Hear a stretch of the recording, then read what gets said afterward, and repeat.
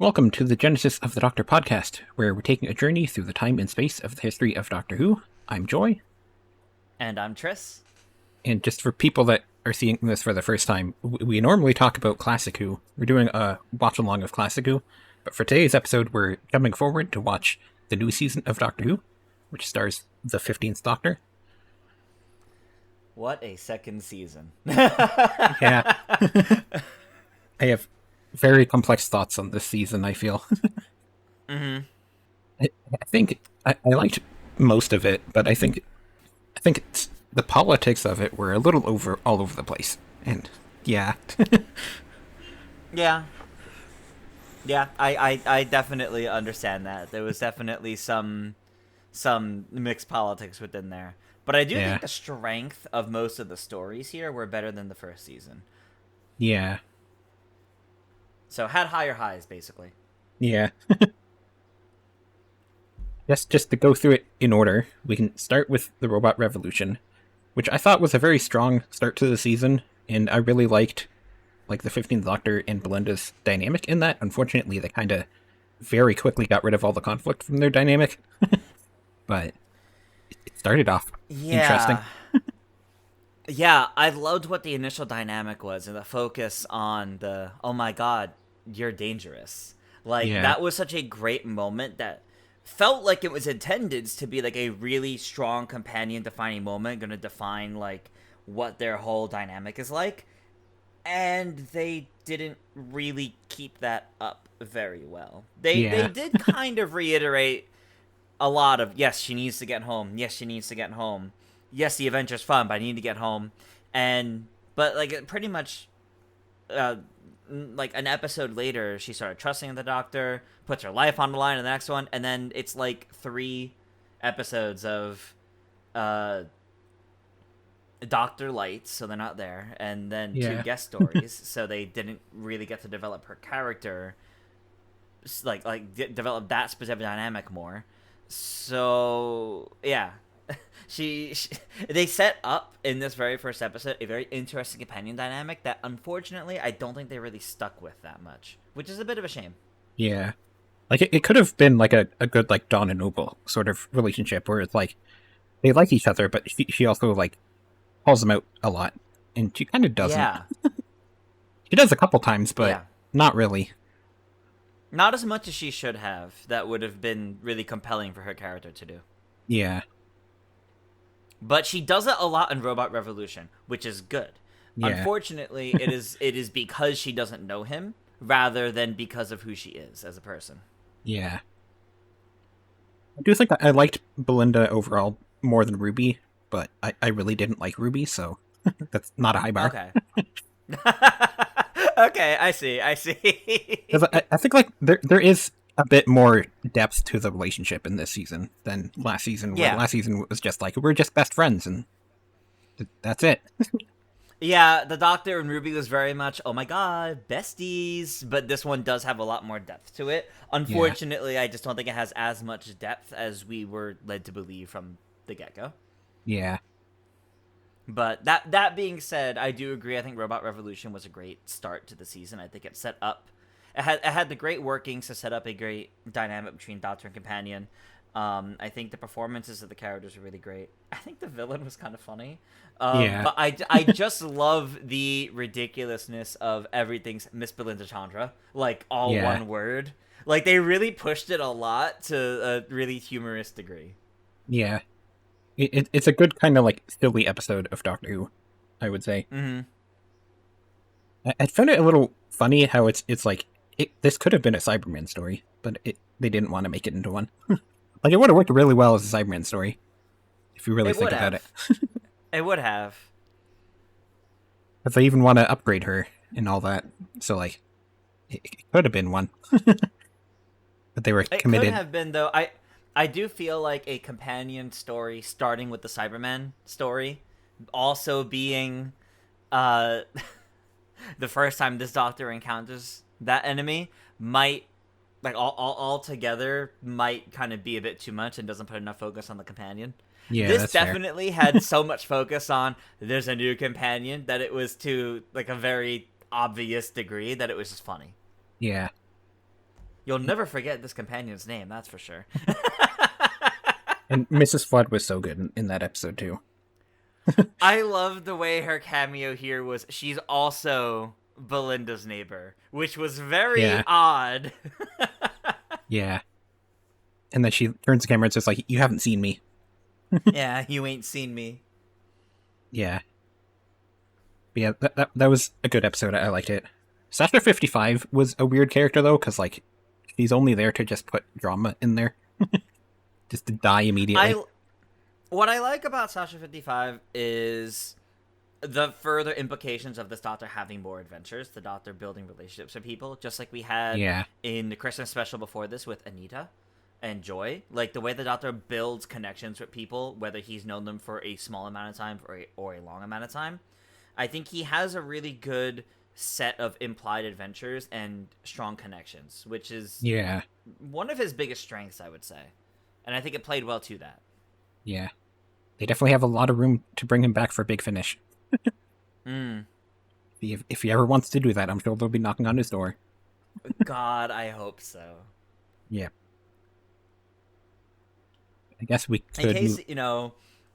In case people haven't picked up and you're already watching this far, spoilers for the whole season. We're recording this basically immediately after watching the finale. Yeah. So don't just go by where we're talking about in the episodes. This whole thing is going to have spoilers of the whole season. Yeah. Just saying. Yep. Kind of hard to avoid what happens in the finale. Listen, I looked at things. It was like the minute that the end scenes of the finale hit in terms of like times, they uploaded those videos. They put that on social media. I feel so bad for people that were not able to watch right away that aren't keeping off social media, because I'd be shocked if they weren't spoiled, to be honest. Yep, they immediately put it on YouTube. Like, here's the 15th Doctor's regeneration.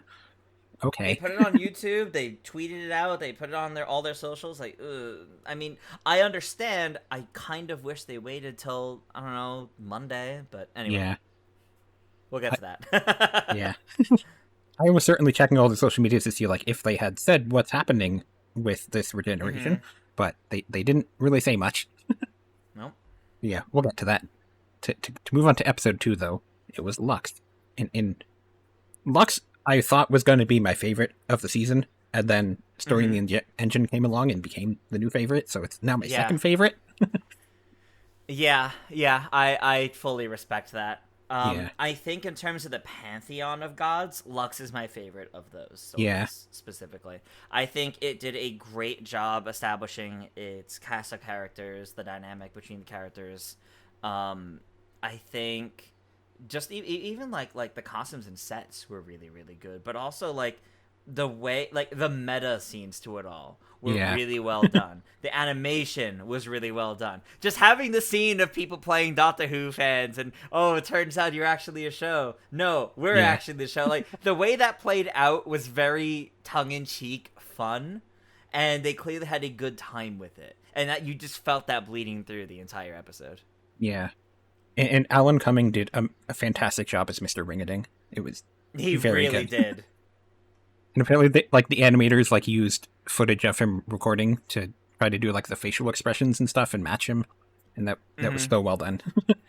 I loved how much they went into the behind the scenes of that. The fact that we might mention this further, but the fact that we were getting Doctor Who Unleashed as the episodes dropped as well, like on like the official YouTube channel and stuff, so we can watch them if we're outside the UK. Phenomenal.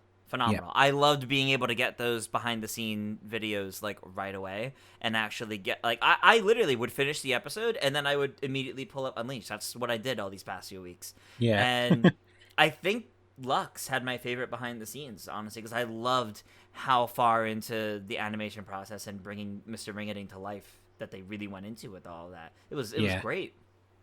I found it so funny, too, how like they did like a mock interview with Mr. Ringading, but you can tell they didn't get Alan Cumming to record any extra lines for it, so they just like edited his lines into it. It was just so funny. It's definitely very comical and still plays to the idea, though, of it's a cartoon character. I love that. And like the whole thing with like Mr. Pie's dead wife was like, that was so well done as well. Yeah. Like so touching. And then I loved like she comes out of the screen and she's black and white and then she shifts into color. And That that's was so such a well done. well done scene. Yeah. That was a beautiful little scene because it's also just a good little story about just loss and like how that affects people. And then it also did touch on, like, racist attitudes of the past, and that's nice to see, especially because, like, last season they just kind of didn't do that in Rogue, and it was weird. And then this season they definitely do it more. Yeah, I'm glad they touched upon it, but I'm also glad it wasn't like this great big focus story like they did with 13, the Rosa Parks episode. Yeah. I do like how they touched upon it in that episode, but I like the way they did it here with Lux. It was not the focal point of the story. It was just something that, reminder, we have to deal with this because of the time period that we're in. Yeah. I think it's nice to do it like that, where it's like you're touching on it even if the episode's not about it. Like it's you're good not to do that. you are not. Yeah, exactly. You are not making the entire lesson of the story become wrapped around that just because you're in that time period. But you're making sure not to ignore it, and I think that means it's well done. And then also, Mr. Ring-a-Ding did kind of go viral, and he's just like, everybody's talking about Mr. Ring-a-Ding. Even the people that don't watch Doctor Who. He really went viral. Yeah, no, he absolutely left the Doctor Who fandom. He's gone far beyond that, and people that know nothing about Doctor Who have like fan art everywhere of Mr. Ring-a-Ding. It's crazy. Guaranteed they're gonna bring him back. They're gonna have to. He's so popular, though they will have to. Even if it's just a cameo. It'd be funny if they did like, oh, we're gonna do like a spin-off show about Mr. Ring-a-Ding now. We'll do an animated spin-off. We'll just like see his actual adventures. And there you go. And that's what Disney puts its money to going forward. Yeah, like the scene with like the fans, that was also very good too. I loved how I love the references with them too, like Telos. Yeah, Telosian Cyberman shirt. And then like they all said that Blink was their favorite episode, and the Doctor's so offended by that. Don't worry, Doctor. Some of us like Midnight, but I guess they chose not to mention Midnight because probably very purposefully. Yeah, they didn't want to tell you too much. No, I also love the little, I knew about this because it leaked online. Like they're so self-aware in the best way possible. And like a lot of stuff did actually leak from this season. I knew most of what was happening in the finale ahead of time. Ooh, that much? Wow. Yeah, even the regeneration had leaked, and I was dreading seeing that. Then it happened. We'll get to it. Yeah, we'll get to it. I was reading a little bit on what had leaked, like in the time before we started recording this, just to like, kind of like catch up on just how much might have been known. But yeah, we'll get to that. Yeah. But speaking of fan favorite episodes that isn't playing. Yep. But 3 is The Well, which was a sequel to Midnight, and I have complex thoughts on how they did that, to say the least. Like it's. I think it's a really good episode, but it's just so weird as a Midnight sequel to me, because like it's not really that connected to Midnight. Yeah, it does the thing itself does very different things. It behaves differently. I mean, at the same time, this might be what Midnight would have become if it was longer than, a couple hours trapped. Yeah. Instead of the whole thing. Because like I agree it works as its own story and it didn't need to be a Midnight sequel, but I do love how they handled the reveal of it being Midnight. I think that was really well done and really like creepy. The chills I got from that scene, the way they handled that reveal, that was beautiful. But something I missed my first time watching it that I only realized on the second time watching was they actually show it doing what it did originally of the repeating. When the doctors like when they're like zooming in on the security camera footage, you see the one guy that's repeating the people doing the messages like in sync with them. He's acting completely different from everyone else, doing exactly what it did back then. And then it's been like 2 weeks, I think they said at that point, or it's been a while. Yeah, she was alone for 15 days, so yeah. Not sure how long So it was it's before had that a point. long time. Yeah. It's had a long time to play since beyond simply learning their language by repeating. So it got way stronger than it was in Midnight originally. But Yeah. it was interesting to see, without them like fully spelling it out for you, that it did start the same way. It did Yeah. start with the repeating and all that. But it is easy to miss that, I will say. Something that I thought of like when I did a rewatch of it this last week was Mm-hmm. maybe Alice isn't actually Alice. Maybe she just is the Midnight Entity, and like she might Mm-hmm. just be dead the whole time because like if you think about it as like how it worked in Midnight, obviously it was trying to take over the person's voice and everything. So like Right. maybe Alice is just dead the whole time, and Mm-hmm. then that would explain like so like it is still working the same way, but now it created like a secondary manifestation so that the Doctor thinks Mm-hmm. that it can defeat. He thinks he can defeat it, even though it's like it's actually just inside of Alice the whole time. The thing Mm-hmm. behind her is a second thing, maybe.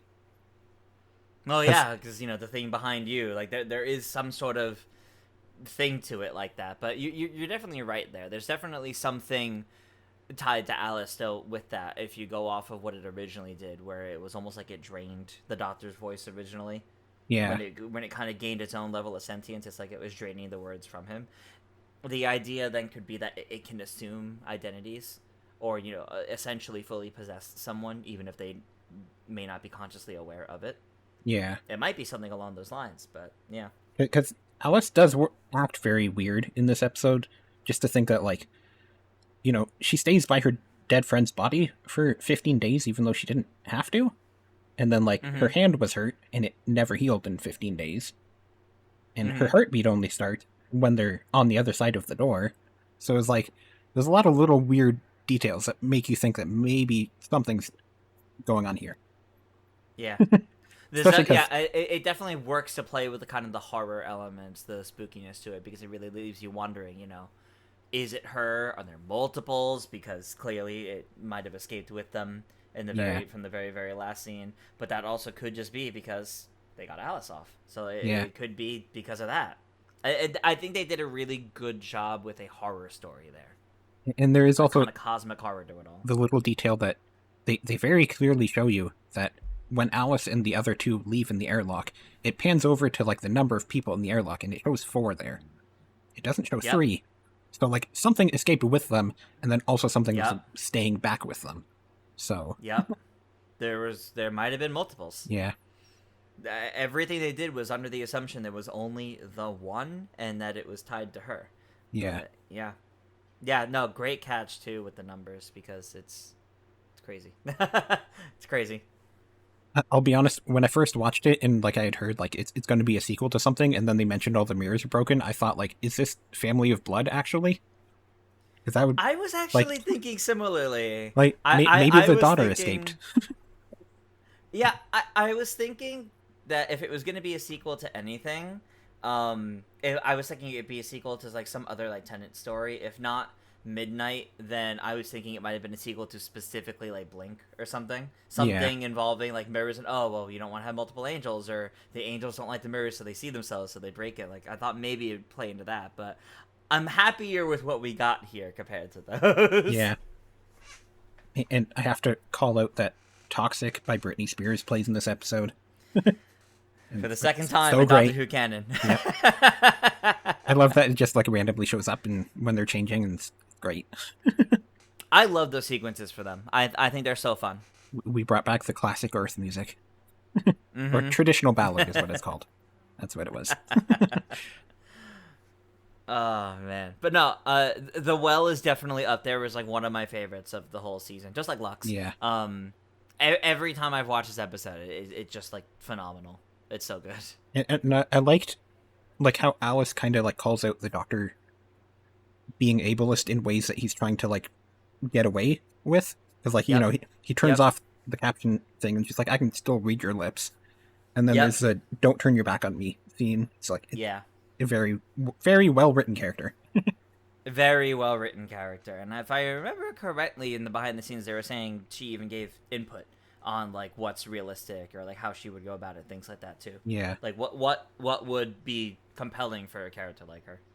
The one weird thing I did find about the behind the scenes was that Sharma Angel Wallfall did not appear in any of it. So you kind of have to wonder.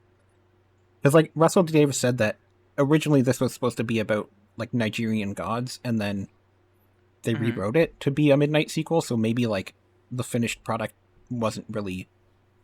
Like, she wasn't heavily involved in the finished product, and maybe that's why she didn't show up in Unleashed or anything. Because all the other writers showed up later, so I was weirded out by that.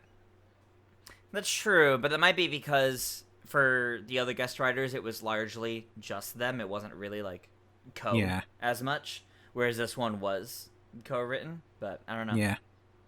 Because Russell T. Davies did say that, like, it wasn't supposed to be a Midnight sequel, and then it changed into that, so I wonder if it was just, like, his idea to make it a Midnight sequel, so that's why they kind of gave him the co-writing credit and all that, but we don't know. We don't know all we too don't many know details. The specifics there, of course. Yeah, I kind of like how, like, you could kind of just interpret it as, like, the monster is just, like, messing with them. Like, it's making the Doctor believe that there's an easy way to defeat it, and then, like, it doesn't actually operate by any of those rules. Nope. So it's just, like, it knows the Doctor will just try to be like, I need to do a clever thing here to win. So it's pretending to give him a clever way out, and then it doesn't actually work. Nope, it doesn't work. I mean, thankfully, he and Belinda are free, but that doesn't mean everybody else is. Yeah. Although Belinda narrowly escapes with her life. Yeah. And that we didn't mention the one in Lux. This is then our third Mrs. Flood cameo. To the point where, you know, it's very clear, yes, what they're doing in this season is basically the Susan twist of last season, except those all being unrelated. This one is very clearly, she knows what the Doctor's doing. She's following him. She's doing something. Yeah. But this one is interesting because she was never actually directly near them. She was like the commanding officer that they reported to. Yeah. At this point, I was kind of tired of Mrs. Flood just because, like, it just obviously became like a repeat of what they did last season. Yeah, I didn't like that it was a repeat of that. Luckily, like, Lucky Day gave her a bit more to actually do. So by that point, I was like, okay, so we're actually doing something sort of different. But then they just kind of went back to a random cameo again after. But I guess to move on to Lucky Day, I don't know what to think about that episode, I'll be honest. Because I was like, I find it so weird that it's like, it's a right-wing grifter podcast thing, and that's like the message of the episode. But then it's like, it's all about UNIT, and he's all saying like UNIT shouldn't be able to invade small English towns and point guns at people. I'm like, I agree that they shouldn't be able to do that. So, like, I don't know. It's weird, because, like, I think it would be better if it was more focused on, like, he's trying to convince people aliens aren't real, but instead it leans more into, we need to defund UNIT, and that's, like, I mean, there is a lot to criticize about how UNIT works. The Doctor criticizes them regularly, so I don't know. It's weird. Yeah, it's... The intent is a good story. I think the execution could have been better, because you have, like, halfway through the episode, or probably a bit further than that, the reveal that, like, you know, he's behind everything, and it was all like a trick. And then, like, 5 minutes later, after like a really short montage, suddenly he's invading UNIT, like, solo. Okay, there should have been a lot more before it got to that point. Yeah. They really went from right-wing grifter to complete radicalized storming a government facility. Yeah. Unprompted. They didn't really do enough, in my opinion, to warrant him making that jump there. I like that they wanted him to be someone that was, like, didn't believe in aliens, anti-alien, believes UNIT's just stealing money, coming up with these fake things. But I think they should have leaned into that a little bit more than they actually did, and told that story instead of the story they did tell, which was so much more focused on the reveal that he's a right-wing grifter more than anything else. I think this episode, it has two very interesting ideas of, like, the right-wing grifter, and then also getting to see what Ruby does to adjust to regular life. But then the issue is that, like, only half of the episode is one and half of the episode is the other, and I think you need a full Yeah. episode for either of them.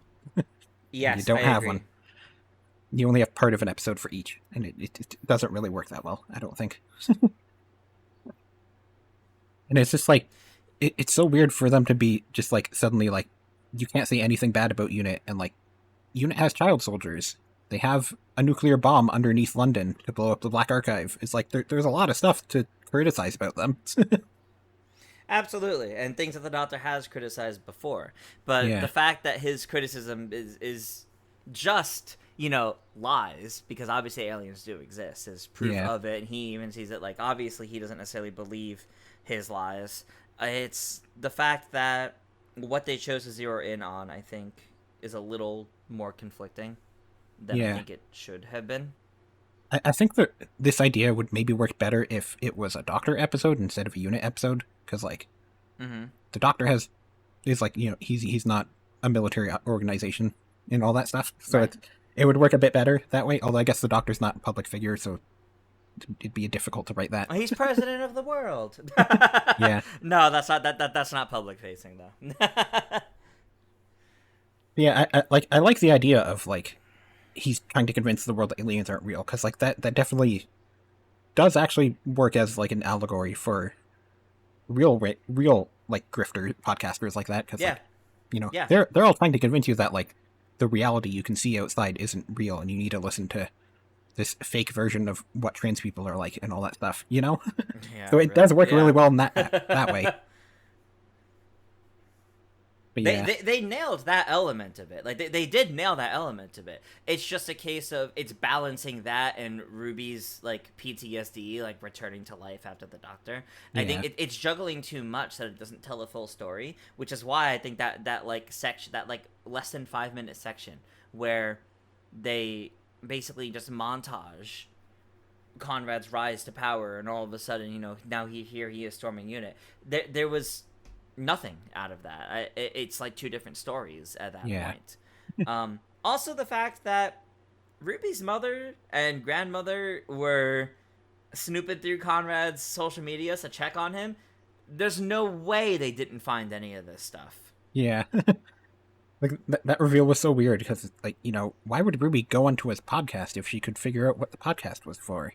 So, like, Exactly. he had like a whole fake online social media presence, and then you're supposed to believe that every single person that listened to his like better podcast suddenly all became grifters. Yeah, Like, they all suddenly fell for the grift, and it's like, it's weird. And that's what didn't make sense to me, is the way they presented it is directly conflicting with itself. Yeah. Which sucks, because there's a lot of really good ideas here. I just don't think it came together in the best way. I liked the episode. Like, I need shots. I did enjoy the episode. I thought it was good. But I do think it's at odds with itself in too many different points. Yeah. Critically. I do want to shout out, though, Kate Stewart. Fantastic character that episode. Yeah. She had a lot of depth given to her that she's been needing for the, 15 years her character has existed. Yeah. I'm interested to see where, Unit and 8 will be taken, because obviously the same writer has been given a whole, spin-off with them, so... Mm-hmm. I think it'd be fascinating to see, if he also brings back the idea of, sometimes Kate goes too far, and people don't like that. Some people will question her leadership because she goes a bit too far with stuff. That would be an interesting dynamic, I think, for especially a whole spin-off about them. Yeah, especially with the whole spin-off on them, I think that would be good to go into, since we saw that a bit here. We saw what she's like when the Doctor isn't around. We saw the brigadier come out of her, so to say, the leader of UNIT, where even though she's, head of science and the leader of UNIT in that sense, that doesn't mean UNIT is too changed from what it used to be, what we as people going to the classics know it to be. Speaking of, shout out to the fact that Conrad not only mentioned the Sycorax, which he would have been I don't know, 8 years old during or something like that. He was a kid when that happened. But also he shouted out the Yeti and the the underground. Yeah, I had that written here. A funny random thing for him to bring up, but I appreciated that. I also found it so funny that Ruby just should never go to a pub ever again, huh? This is the No, second time she's had a no. terrible time there. Never go to a pub in a small English village, Ruby. You need to learn better. Yeah, People are seriously, always terrible to you it there. does not go well for her. Yeah, really. Not that she remembers the first time, but still. Yeah. It would have been such a fascinating idea of just, like, a Ruby-centric episode where, like, she thinks there's an alien and there just isn't. Like, that was a fascinating idea. I kind of wish they had gone with that instead. That's true.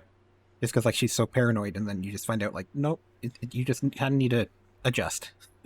If we had 2 Doctor Light episodes this season, let's say we had an extra episode. Let's say there were 9 episodes, and you do the story of Ruby, life without the Doctor, the PTSD, that whole thing as a full episode, and then later in the season you do one where, you know, she's gotten the help she needs, she's adjusting, and that's when you deal with then she meets someone and it's the right ring grift and all that. I think dividing it into 2 stories would do a lot for it.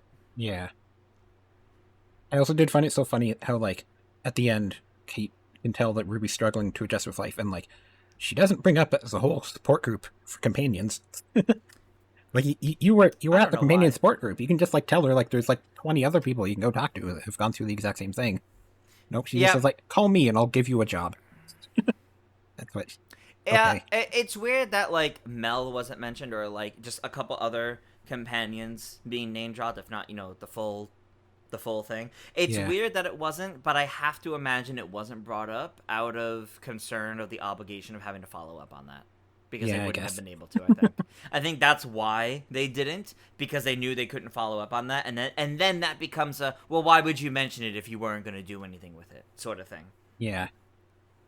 So I think instead they're trying to go for the idea that the unit that Kate has built is a supportive family for anyone that has been with the Doctor. Yeah. And then there was I kind of, like, I like the angry Doctor at the end, but I also just feel like it's maybe a bit out of place. It's like, I like seeing him get to be angry and stuff, but it's just like, I kind of feel like he would try to save Conrad's soul, and he doesn't. I do love when the Doctor has good range. Yeah. But I've seen a lot of people online comparing that scene to the end of Orphan 55, where the Doctor's giving the speech to the companions about, like, oh, be the best of humanity, otherwise, where it's, like, very ham-fisted. It was very ham-fisted as a message, but I think what sets this apart from that one is that was a message that... Orphan 55 was a message that... honestly wasn't done very well to the right people. It was a message that was going to get lost because it's not meant directed at the right people, whereas this one is very direct because it is a one-on-one attempt at a wake-up call, basically. So I think this is the overall better message, but I do agree that scene is a little ham-fisted. I think it could have been a bit better. But I do really appreciate that it was in there, because I think it says a lot for the Doctor and who he is as a person, the kind of people that he would stop if push came to shove. And I do agree he probably would try to help Conrad. I think, especially after the way he hurt Ruby. I mean, we've seen the Doctor do worse to people for less to their companions. So. Yeah, that's fair. You know, I definitely think it's hard to say if he was there for longer with the whole situation exactly how he would have handled it. But I do either way still appreciate that they had that scene, because it very much could have been, oh man, he sees the TARDIS, he sees the Doctor, this is real. Oh, and it, like, changes him? No. He doubled down. Yeah. Yeah, the following episode is definitely my favorite of the season.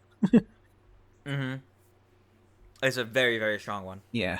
Story in the Engine is like Inua Elms comes in, and he knows exactly what to do, and it's just absolutely perfect.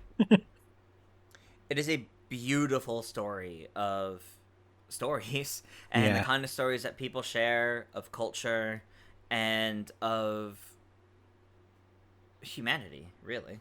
yeah. Life.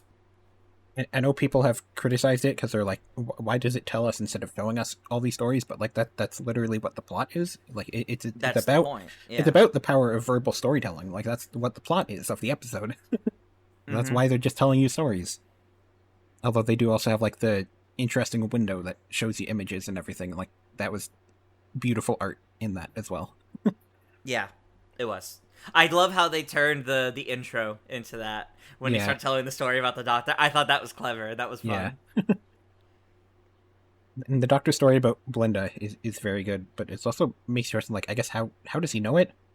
Because like he didn't know her. I guess you could think of like maybe when he like jumped into her time stream. That's what I think. It's from because of the time stream. It's he knows a bit more about her life because of it. Or I mean, he was clearly like keeping tabs on her for a little while, like trying to find the right time to approach and find her in the first episode. Yeah, Um, or it honestly could have just been like an implied like a story that she told him in the TARDIS at some point that he's relaying. yeah, But I find it funny the Mrs. Flood cameo happened on the screen when he wasn't looking. But the yeah, very obvious, like the like waving her down, making sure to say something, not just passing in the background, like being painfully obvious about it, like yeah. was really funny, honestly. It is also very funny how like the doctor finds out you can like tell stories and make images appear on this wall, and the first thing he says is "weeping angels." Doctor, Yeah, that's not a good that could have idea. been a problem. They can become real if you make a picture of one. That's not a good idea. That was a very stupid thing for him to immediately say upon looking at that. Yeah, Granted, yes, the Weeping Angels make for some really good stories. But yeah. sir, don't do that. Maybe he thought that would be a way to get rid of the barber. Is just summon a weeping angel and it sends him back in time. There you go, problem solved. One problem solved, one problem created. Yep. But I loved that this was also a fake out of dealing with another god of the pantheon and just gods Yeah. in general, because it wasn't actually. Well, Yeah. it kind of was, but not in the way we expected. And I kind of like how it's like it's a very subtle story about like the doctor having to come to terms with like not really understanding how gods work and stuff, because like he's like, I'm friends with all of these gods, and then he learns that like all these gods are built off of the like this one guy's back, and that they took advantage of, and then he's like, oh wait, I literally went through that same thing with the Time Lords. Yep. And so we get to see the fugitive doctor as well. I loved her little cameo there. Her cameo was so good. I popped off when that happened. I was not expecting it. That was so exciting and so well done. And I also love that it's an implied adventure that she had. I don't know how 15 remembers that, mind you. Well, I think that I think it's kind of like he doesn't necessarily entirely remember it, but seeing Abina there kind of brought back like some vague memories, because like they kind of did the same thing with like in Flux. There was when the doctor is like going back through her history, and then she remembers that it was a fugitive doctor story that she jumped into. So like that's true. Similar thing happens there where it's like the full memory's not there, but like a little vague memory there can show up. Yeah. So it's probably just remembers it was probably during that time, but yeah, it was a fugitive back then. It was the idea of an implied adventure of that doctor, which maybe we'll have as an audio story someday, which would be cool. Big Finish. I loved that they did that. Big Finish. You have to call Inu Elms up and ask him what he wanted to tell with that story, and get him to write one. It is also that was beautifully done. It's a little interesting to note that technically that's actually a new costume she's wearing too, but because I think her original costume is like in a museum tour, though, is probably why they made a new costume. But like the orange shirt used to be like a multicolored shirt that's underneath like the jacket, and now it's just a pure orange shirt. So it is I think they said it's a slightly different costume, which makes you wonder maybe she'll come back at some point. Because why would you make a whole costume and only have her in a single episode? But it might just be out of necessity. I think it's out of necessity. I know they also mentioned they wanted it to be a costume that like fit Shooties and like the rest of like what they were telling there. Yeah. But no, her cameo here was fantastic, and I think it was really well done with how it was woven into the story, and just that kind of like just that transition of like how you show, oh, this was something that happened with a different Doctor. I think was really well done because they easily could have taken a page out of something they did later in the season of, oh, look, here's a bunch of flashbacks. It's not something that happened, but here's a bunch of flashbacks. Instead, they just kind of, do some different camera framing to tell you this was an adventure of a different Doctors.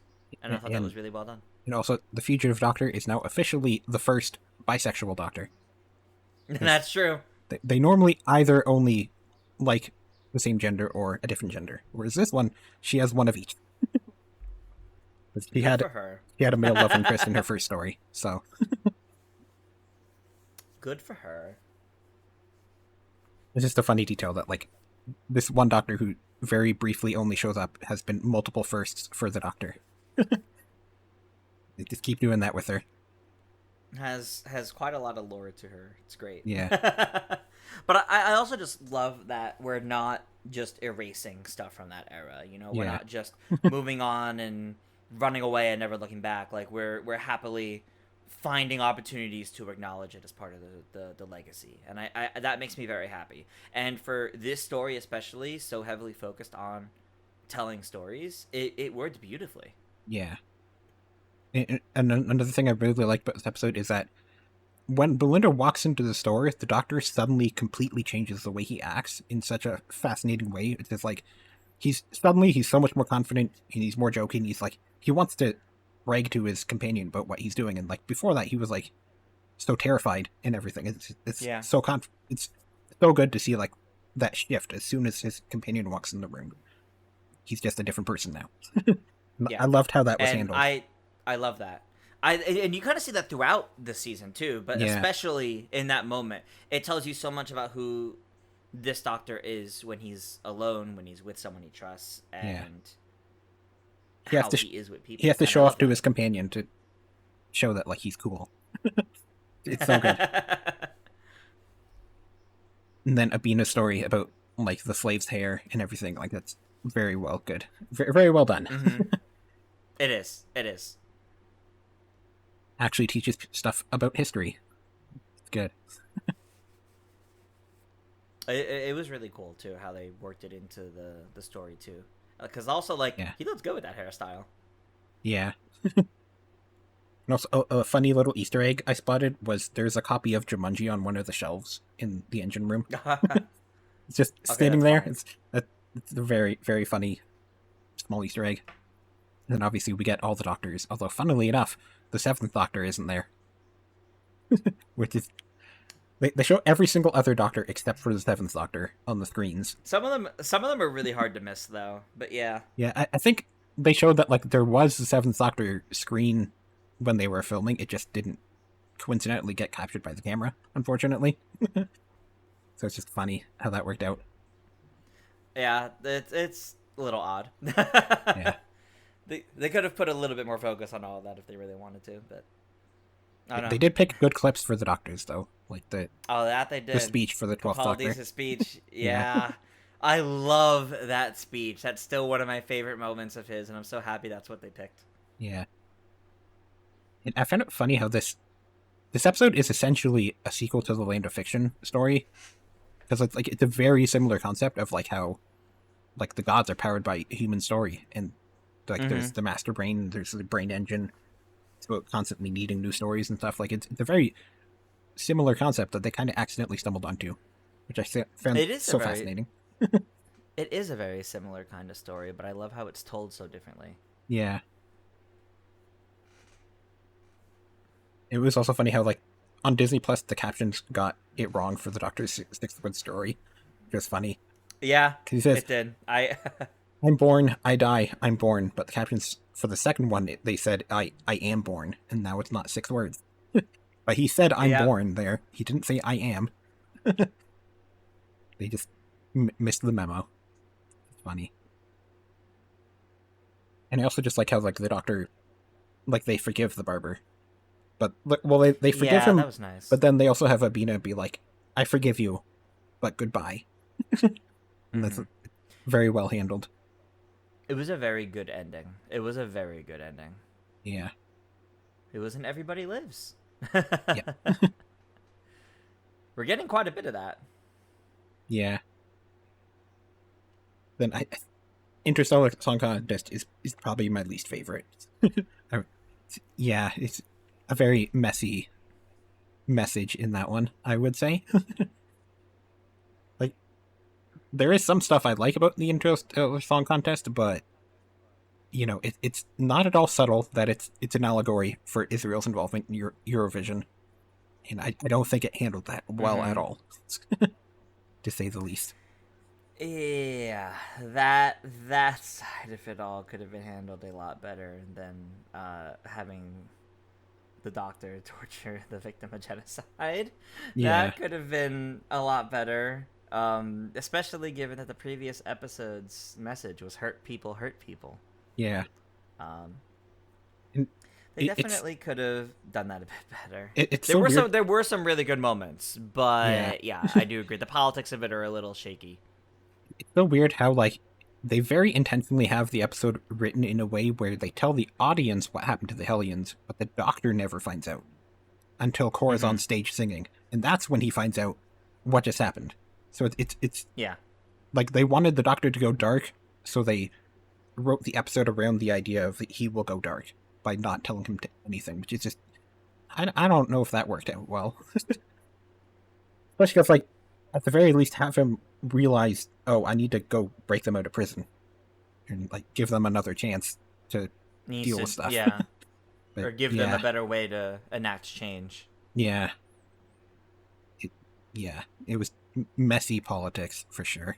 Yeah, yeah. I definitely agree with that. I do think there were some really good highs to this episode, though. Yeah. The shot of everyone like sucked out into space. Yeah, where it's like that view from afar of the whole like space station, and like you see just like everyone like interspersed throughout space above it with like the red lighting. Oh my god, that is a haunting shot, but so well done. I specifically like the scene when like you see them starting to go up when the Doctor's in the foreground. Like that scene is so good. The way all of that plays out is crazy good, and especially like how it all hits Belinda, like the realization of everything that just happened, and her situation sinking in when she starts talking to Cora afterwards.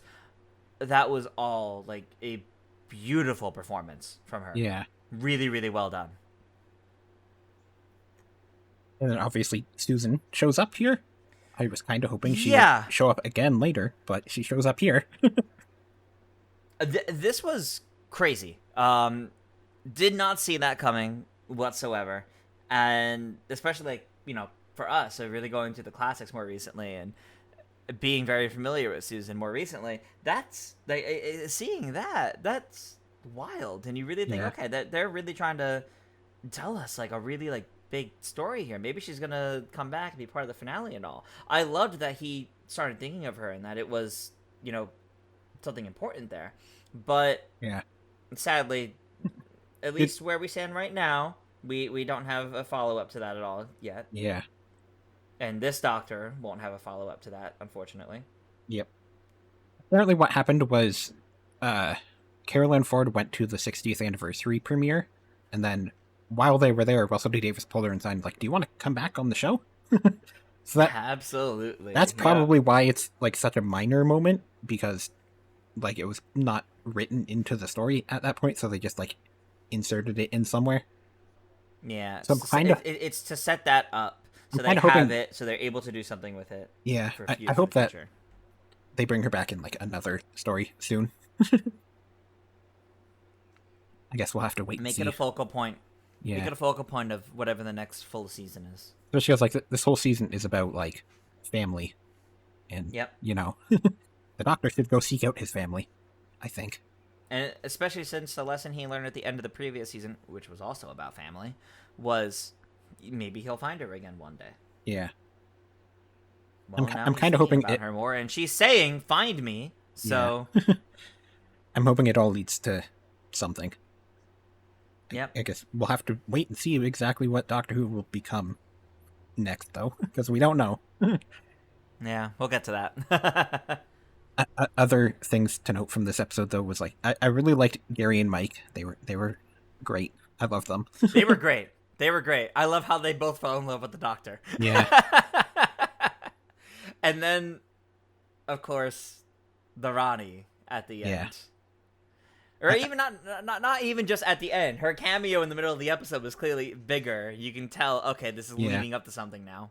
And some people noticed that the object she was holding has Gallifreyan symbols on it. So they were telling you that very briefly. Yep. I also realized from this episode, it made me look back, every single appearance of Mrs. Flood, with the exception of 3 instances, she's wearing red, which is like the iconic color of the Rani, as we now know. The 3 episodes that she's not wearing red are 73 Yards, obviously Lucky Day, where she's the warden. Yeah, the warden. She's clearly in a different role. And the end of Empire of Death, which she's wearing like the white coat. And you think about it, right? Well, 73 Yards is when she judges Ruby's actions. It's when you're standing in the middle of the road on the phone to your mom. Oh, it's nothing to do with me, she says as she like walks off. Yeah. Like almost like saying, I'm not even going to get involved in this. What's going on? But also because the Doctor's now gone from that reality. Yep. Empire of Death, she's wearing like that bright white fluffy coat that pretty much everyone across the fandom agreed is a reference to Romana, which is a Time Lord companion. And then in Lucky Day, like her outfit when she frees Conrad at the end is very clearly the outfit she was wearing for like the finale because she's the warden. So that's like after her time as the Ronnie basically. Yeah. So she's not wearing red anymore because the bi-generation is. So it actually made a lot of sense. The hints were there the whole time. Yeah. And then there was also the Clara costume, which was a blue shirt. That one. Hers, it was actually more pink for her. The lighting made it blue in certain scenes, but the actual color was pink instead of blue, which is why I noted, like, she's always wearing red or pink. Like, something of red, which is fitting for the Rani. And then she did also... It, of course, works out. When she's finally wearing a full red outfit is when it gets revealed. Yeah, and she did also wear Mel's costume in one of her stories. She was dressed up like the companion, so... They brought that back as well. Exactly.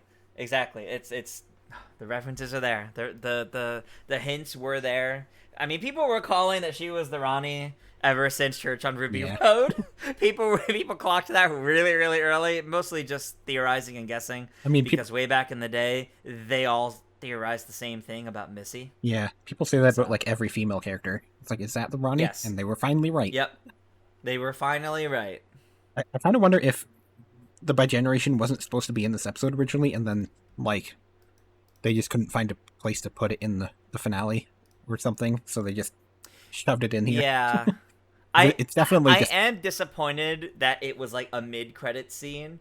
Yeah. Because I love, to this... I love how they handle revealing the Master.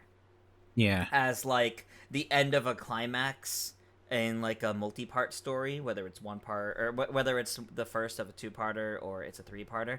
I love the build up to the reveal of the Master, and I feel like the Rani didn't really get that. Yeah. The way the Rani got that is more so a victim of how storytelling in television is nowadays. It's just different. So it's through lots of little teases and hints and what could it be to finally get it in a mid-credit scene, because nowadays who turns off the credits early because there might be something. Thanks Marvel for the past 20 years. So it really, I think it's a product of how film and television is nowadays that it ended up being like this. But Yeah. I would have liked the reveal of the Ronnie being and the bi-generation being the climax of a multi-part story, with the Doctor there or something. Yeah. I feel like that's kind of the thing is that, like, I think Doctor Who's finales work a lot better when they're 3-parters, not 2-parters.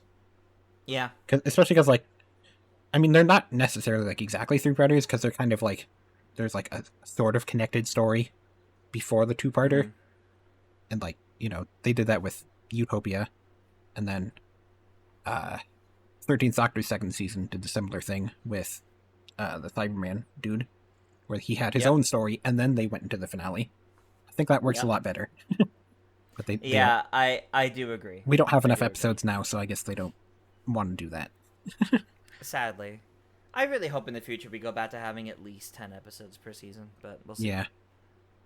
Also, I loved the line in Interstellar Song Contest where it's like, you need to be an insane genius to do this, and the Doctor just smiles and says, hello, I'm the Doctor. That was so good. Yep. So well written. That was definitely really well done.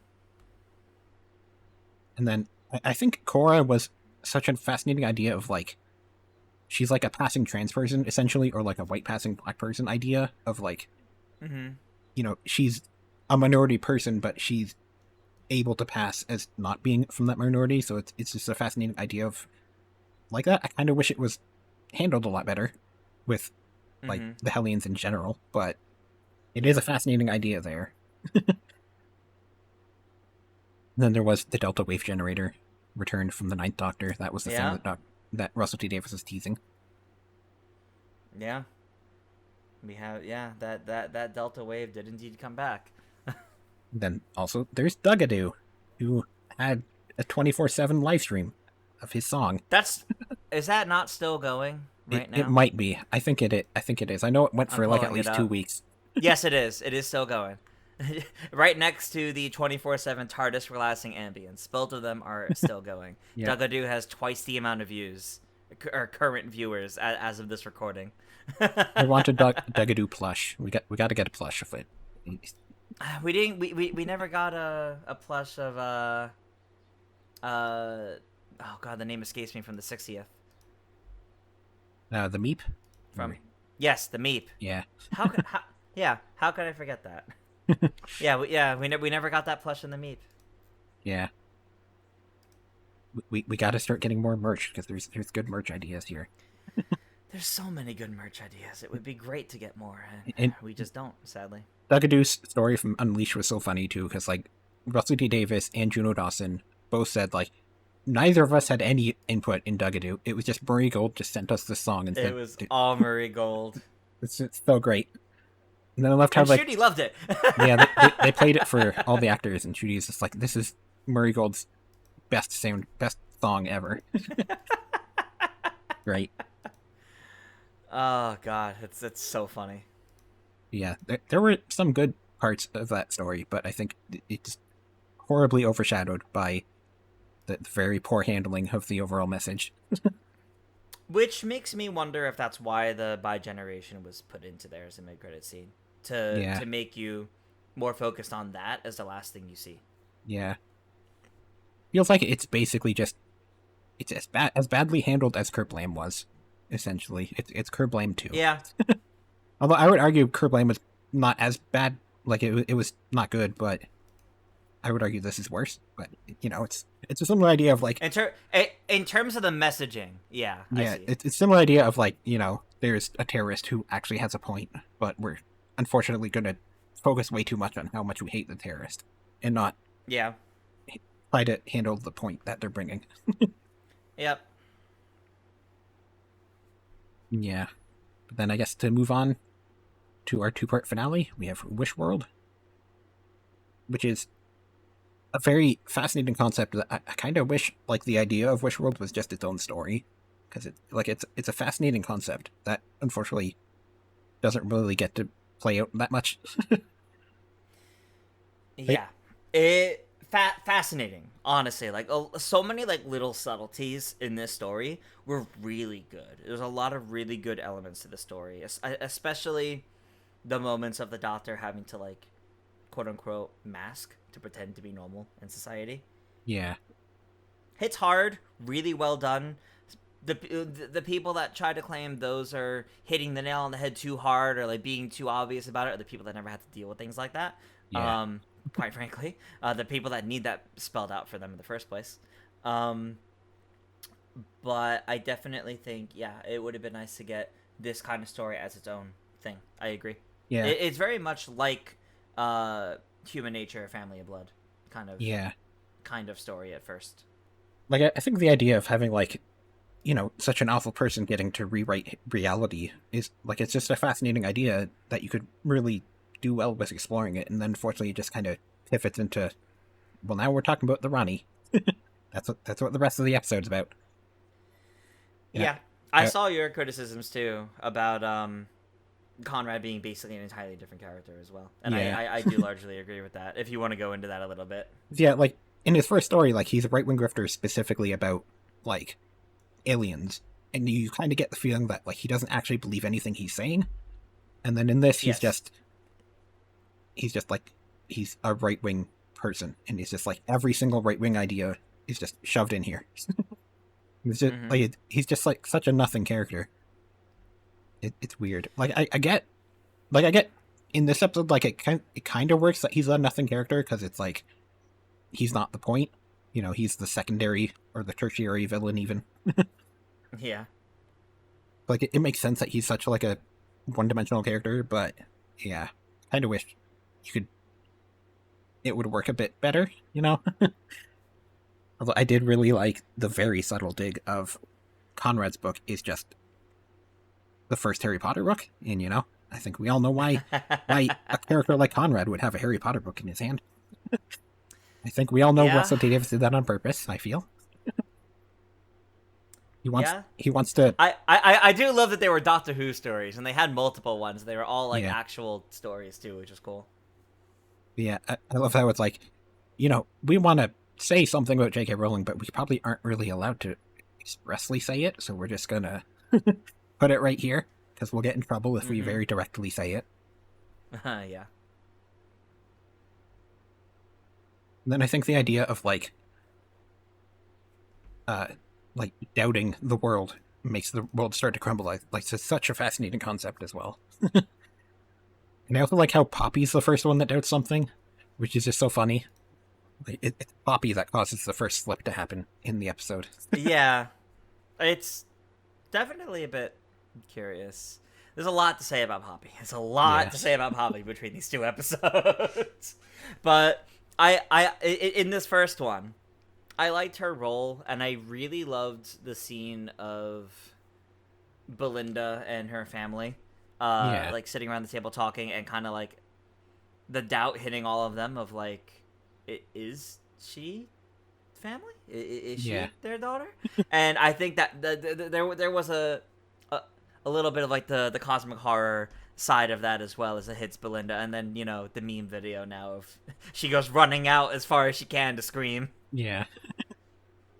Because you know you speed that up a little bit and it's hilarious, but yeah, no. The storytelling to that I think was really, really well done. Yeah. And this kind of society that they live in of, you know, the doubt police and all. I think the dynamic between the two Ronnies is very good. I really liked the dynamic between them. Like I kind of wish Anita Dobson got to do a lot more, but it's like a fascinating different take on like by generation from like what happened to the Doctor, where they're just like, we're both the Doctor. And then in this one, it's no, I'm the Ronnie and you're not the Ronnie anymore. Yeah. And I really like that because I think it really helps establish who she is as a character, even compared to the Master. The Master, we saw, you know, in season 10 finale when we had the two of them together, they're competing the whole time, basically. Yeah. They're like constantly trying to one up each other, basically.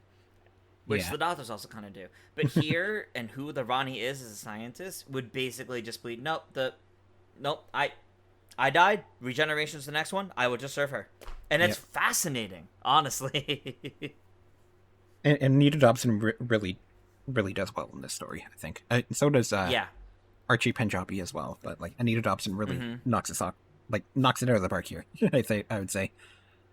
They are both really good. They are both really good, and I love them as the Rani. I think they have a really good energy, both as a dynamic together, but also just as a villain.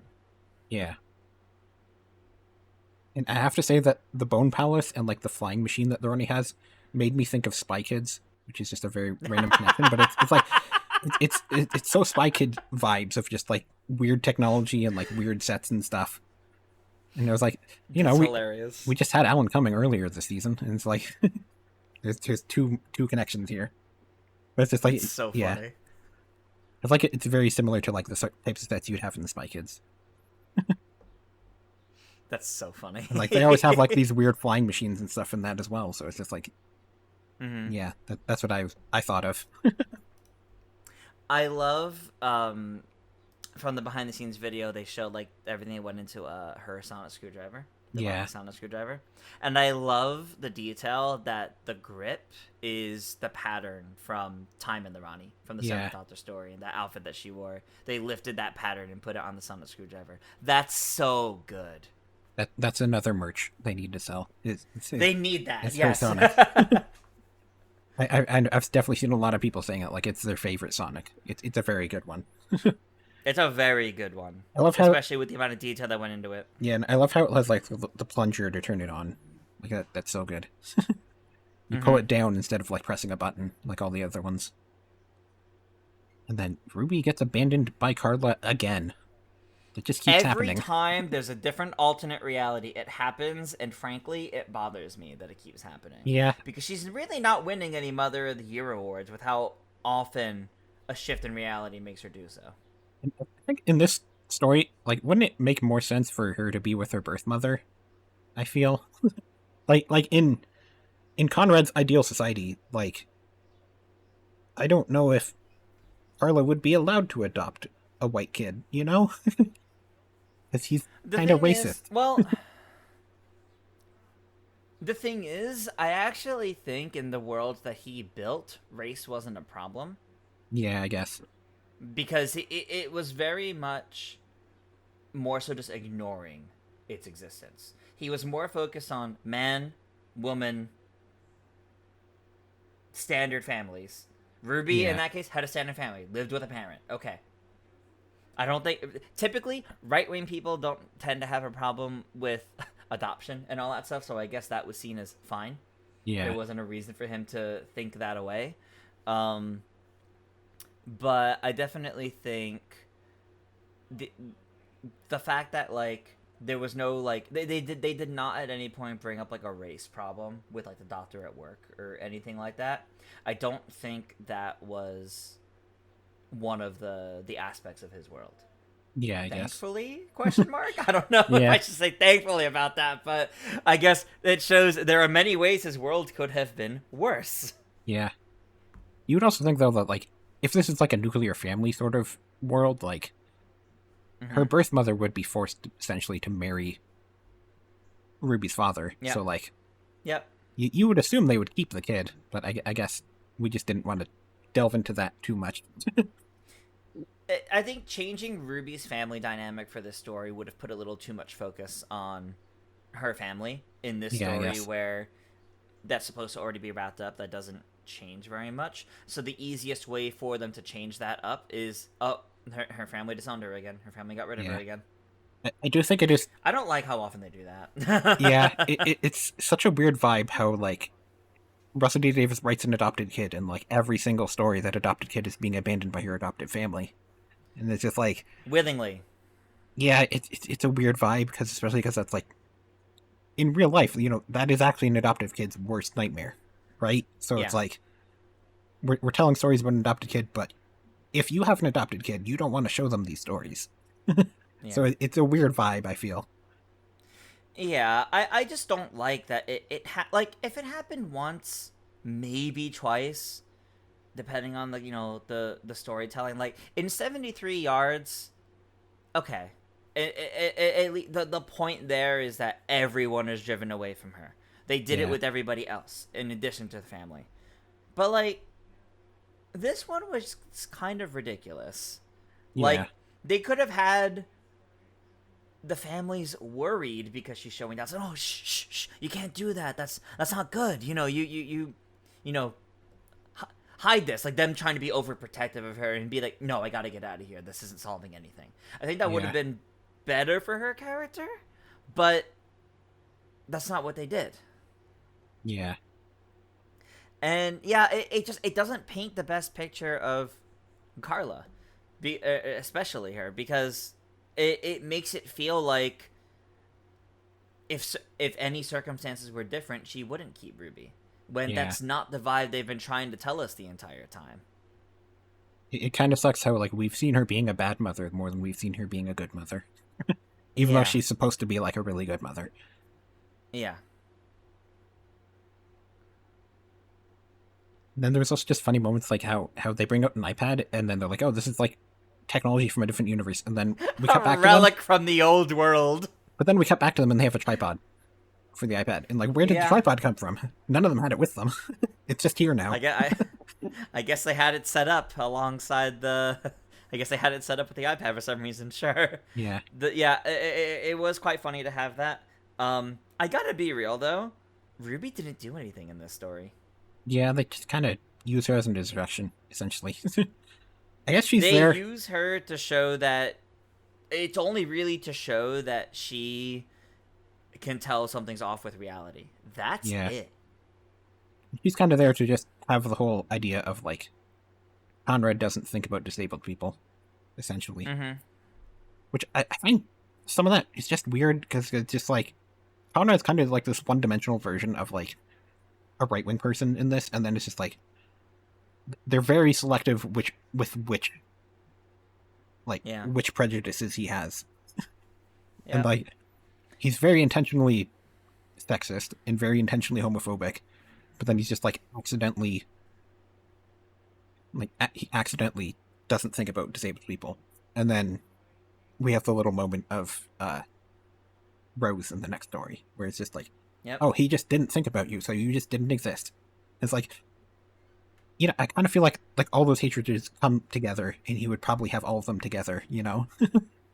That probably would have been the same thing as the disabled people. I guess in his world, it's not that he didn't think of trans people, it's that he specifically, they don't exist, whereas the disabled people is just completely forgotten, overlooked, etc. Yeah. I guess there is a difference in that case, but still. Like, I think they're kind of using it as, like, an allegory of, like when people build buildings and stuff, they don't always think about making them accessible to disabled people. But, like, Conrad's a lot more hateful than that. Especially, like, in Lucky Day, he had a line towards Shirley about how, like, she's collecting benefits and stuff. So, like, he is specifically shows hatred towards disabled people. Then in this, it's just, he doesn't think about it. I do think that one could fall under he clearly doesn't even believe everything he's been saying in all of Lucky Day. He's just grifting. Yeah. So I do think that one is just he knows his audience would appreciate that because he's grifting.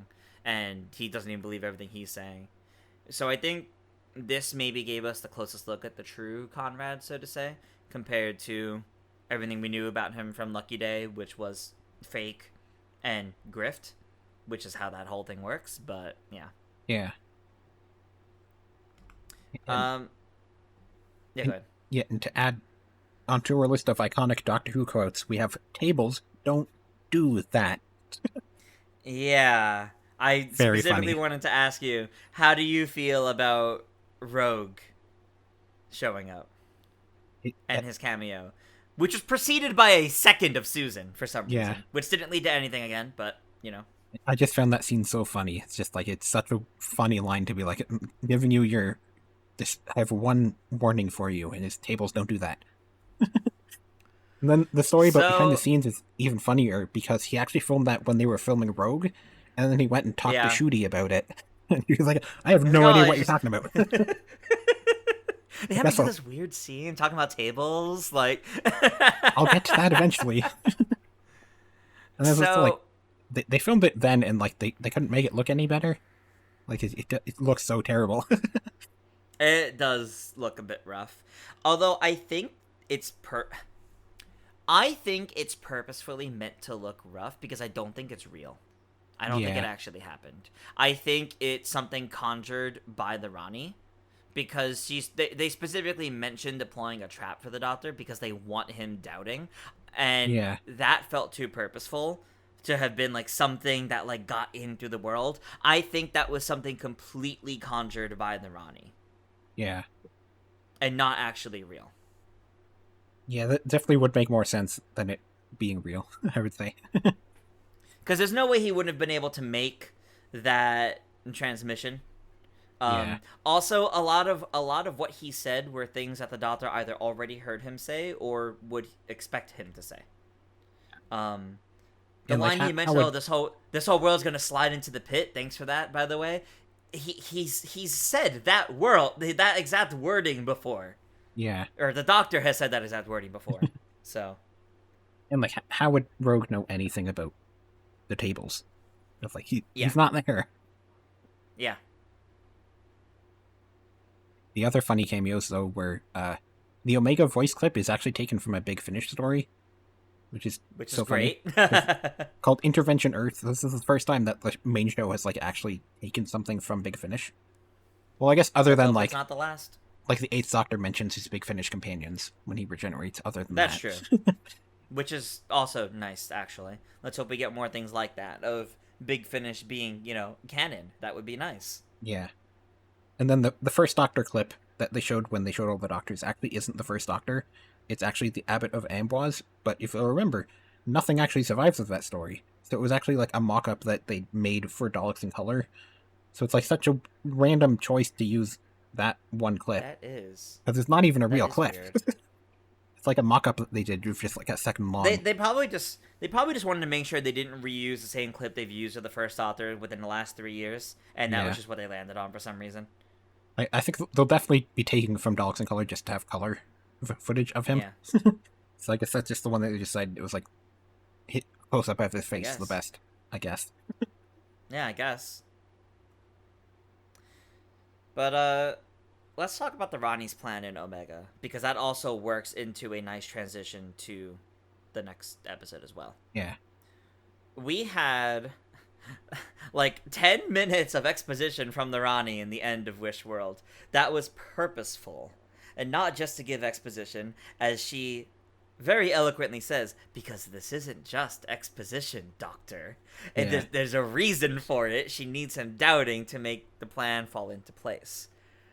How do we feel about that, and that her plan is to unleash Omega? We have not gotten to Omega in the classics yet in terms of where we are. Although we're not very far from Omega. Yeah, we're almost there, to my understanding. But we have not reached that yet, so we don't have a ton of context for like who he is. Although I do think they handled explaining who he is fairly well. But in terms of as a goal here, how do we feel about it? I can't really have much of an opinion because they kind of just don't do anything with it. Like in the next episode, it's just like, oh, he's here for 5 seconds, and then the Rani gets eaten, and then okay, we're done. And then the Rani escapes. Okay, it's like, yeah, it's just so weird. And like, you also have to wonder, like, why doesn't she just use the God of Wishes to wish Omega back? Is there any reason why she can't do that? Like that would work, wouldn't it? I don't know. I guess because it only exists within the wish. The whole reason why they can't just wish for Poppy is because it only exists within the wish world. It's not a real thing. They need something real. They need to really do it. The Rani's plan to bring back Omega, at first, from what we learn in Wish World, is fascinating because sure, the idea of the Rani is somewhat more like a scientist, someone who's more about experiments. Breaking reality, because the Doctor's unleashed gods, and playing with the power of gods to be able to break reality and find the oldest Time Lord hidden within. Okay, that's kind of interesting. Yeah. But her reasoning is to rebuild Gallifrey, as we learn in the Reality War. Well, as they so specifically spelled out for us in Reality War, it's not about just rebuilding Gallifrey, because, the Time Lords apparently are sterile, and the existence of Poppy is sacrilege, because it's not, she's not full Time Lord, so I guess she'd feel the same way about River Song. Yeah. The Time Lords must be born of, like, the original Time Lord. Okay.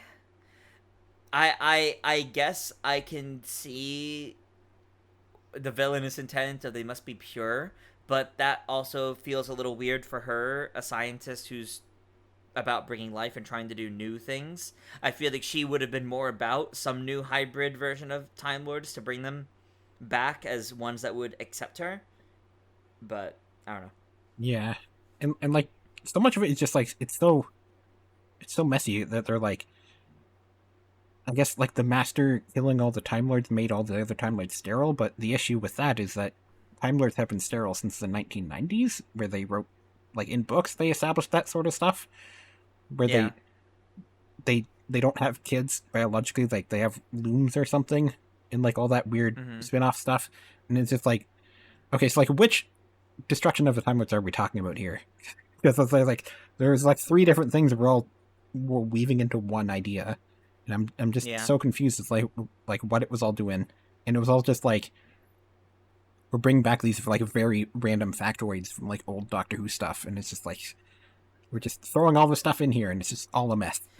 I feel. Yeah, we're not establishing which destruction of the Time Lords caused this. They did not even bring up how Susan existed. Like, you would think Ruby would have been like, but if you can't have kids, how do you have a granddaughter? Yeah. That well, wasn't asked. Last season they established that he hasn't had the kid yet, so I guess that's the answer. But he was saying that. But that still would have been a case of. But you said you haven't had a kid yet. How can you have a kid now?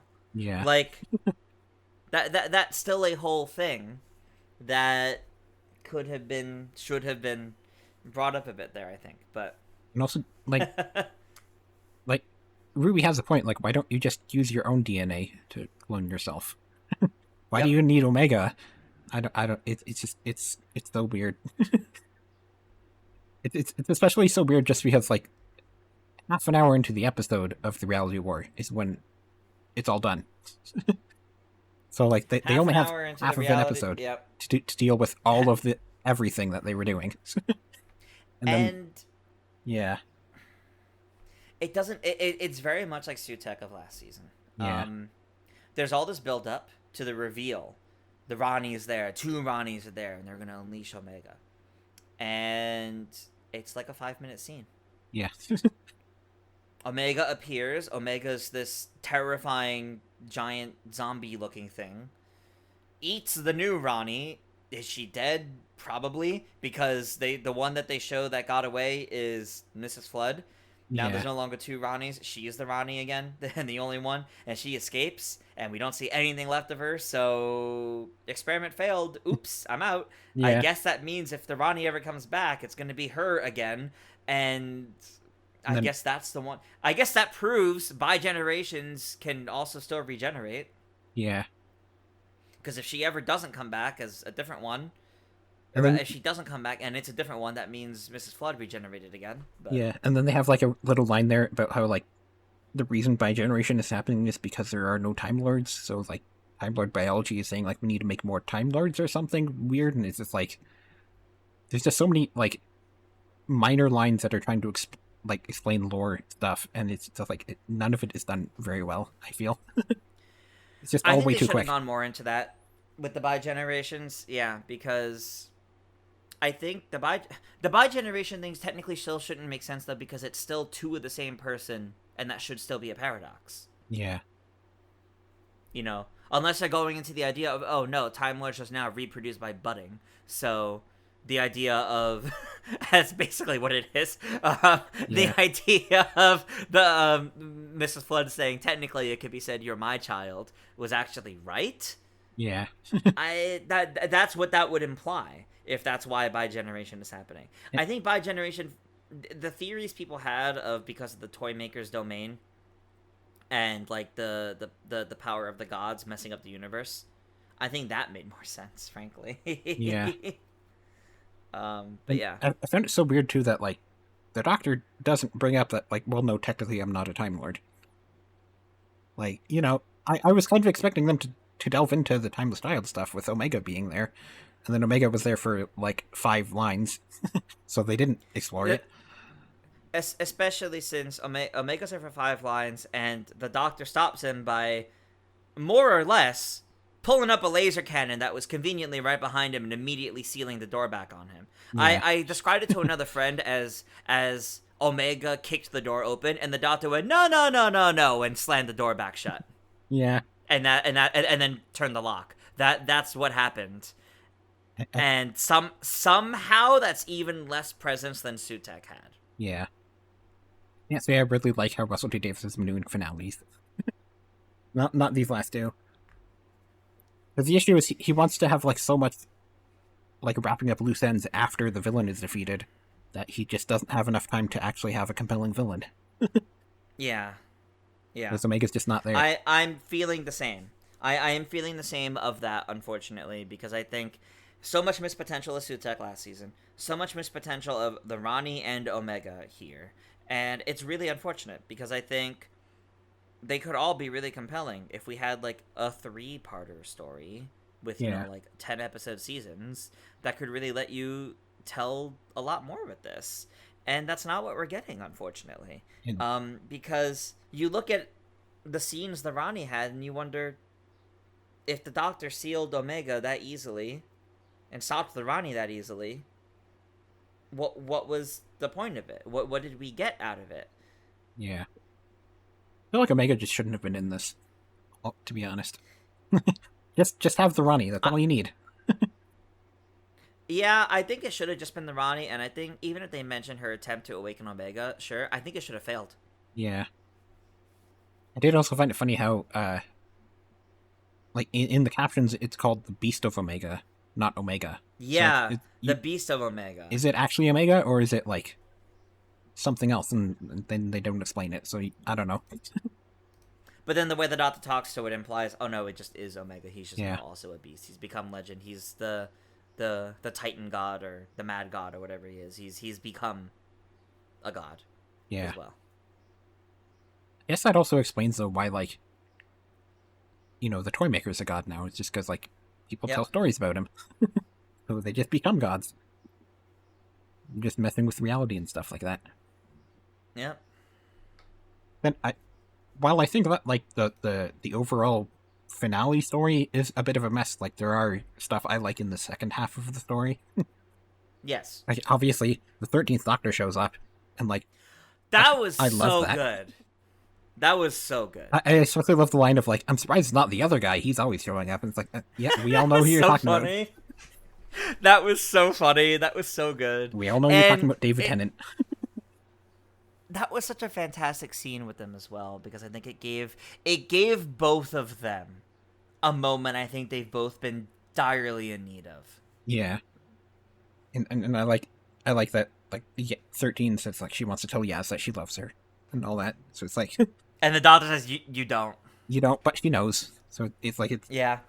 It's building on the romance between them without going against what they were doing with them, which is good. Oh, and Anita comes back in this, and I found it so funny. The funniest part I found was when she walks in on Rogue and the Doctor, and you can tell she's, like, disappointed. So it's like, she had a crush on the Doctor, and then she's upset that he's gay. Yep. And it's just so funny. Yep. She was upset learning that he was gay. I did not see Anita in the Time Hotel coming back. Yeah. But boy, did they play a huge part in all of this. But it was Anita appearing that made me realize he was going to regenerate, because that she was absolutely there as the companions get to say goodbye to the Doctor kind of story. Yeah. And I loved how she also showed us, like, the 3rd Doctor and the 11th Doctor. We got to see them briefly. Yes. Yes. I love that she had a Clara moment of getting inserted into a bunch of old scenes. Yeah. And technically, the 15th Doctor had a Dalek. So technically, there was a Dalek. There was a Dalek on set for her when she did that to pass in front of the door to sell that scene with John Pertwee. Yeah.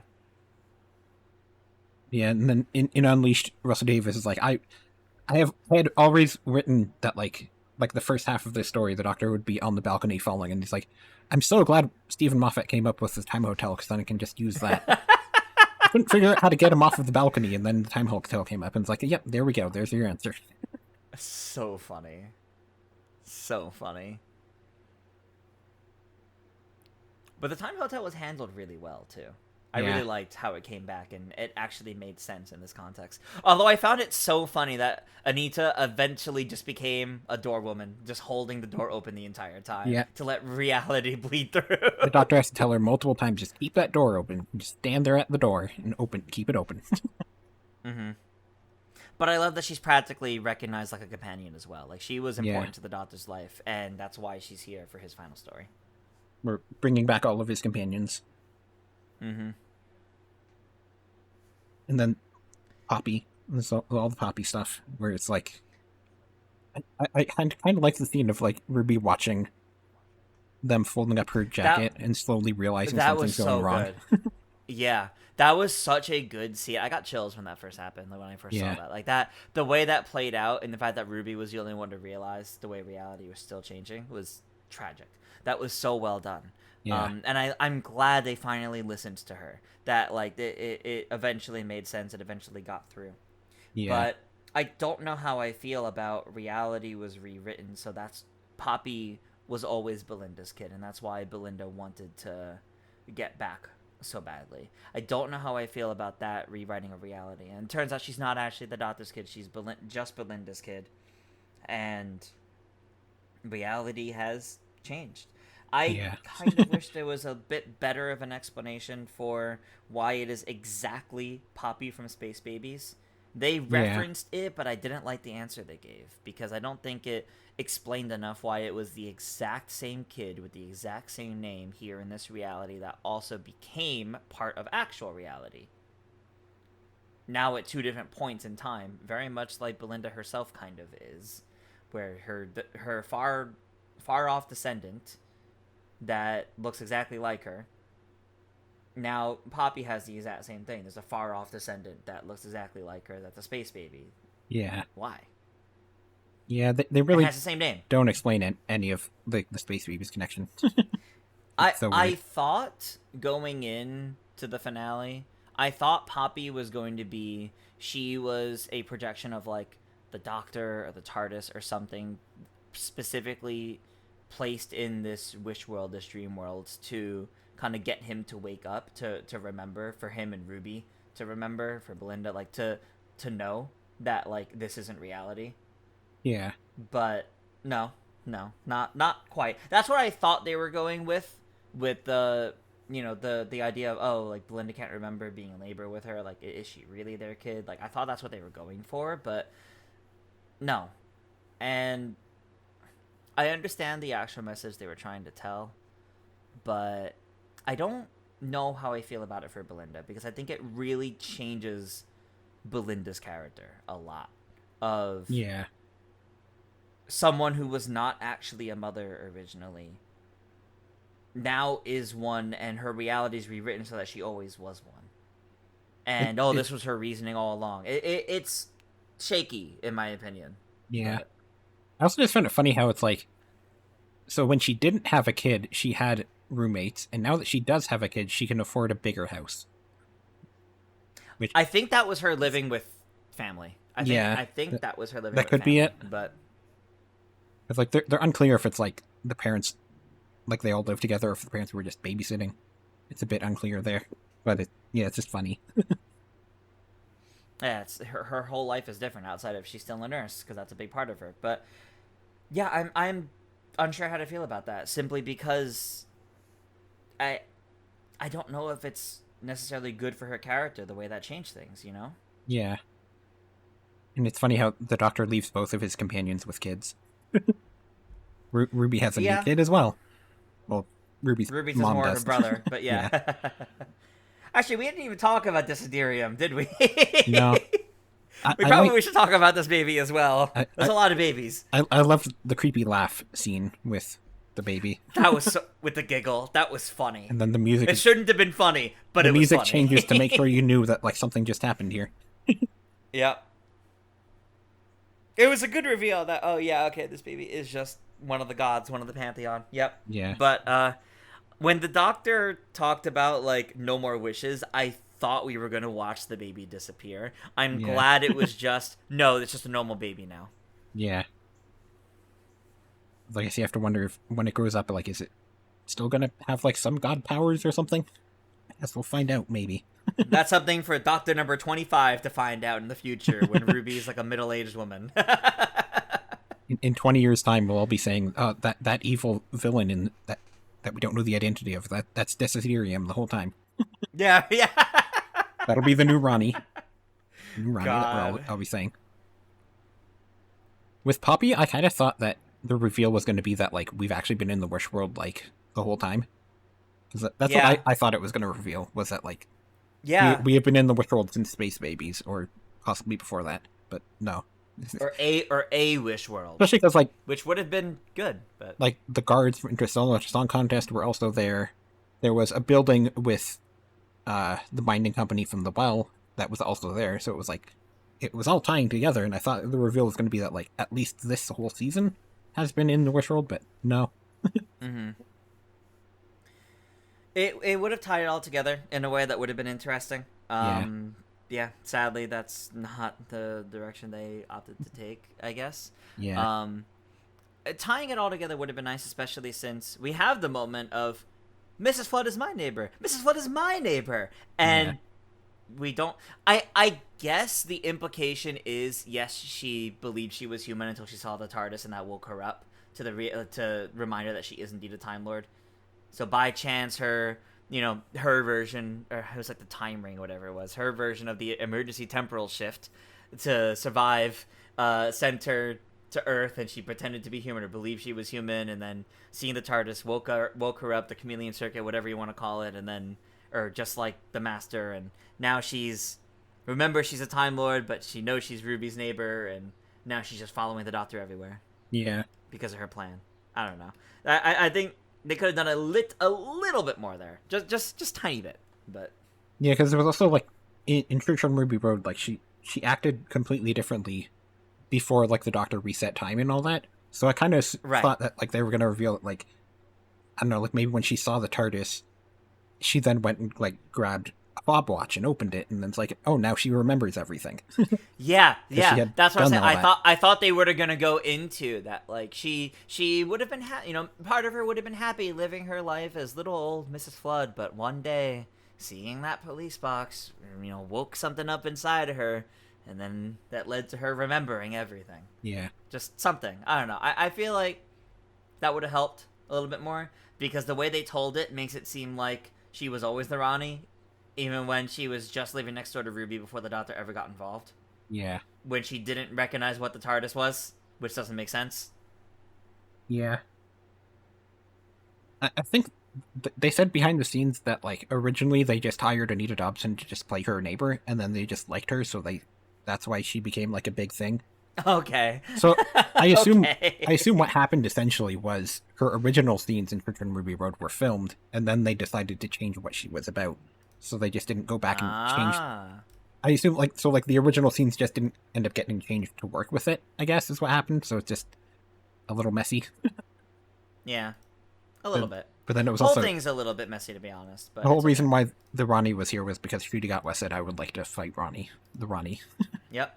He didn't get everything he wanted, but he got to fight the Ronnie, and he got an episode set in Nigeria. Yeah. He got what he wanted, or he just didn't get to fight the Daleks. Yep, but then at the end of the episode, he regenerates into Billy Piper, and I don't like that. I gotta be honest. Like, I think I would be okay with it if we were told ahead of time and we were told she's temporary, like we did with David Tennant. But because we don't know if this is temporary, I'm not for the idea. Yeah.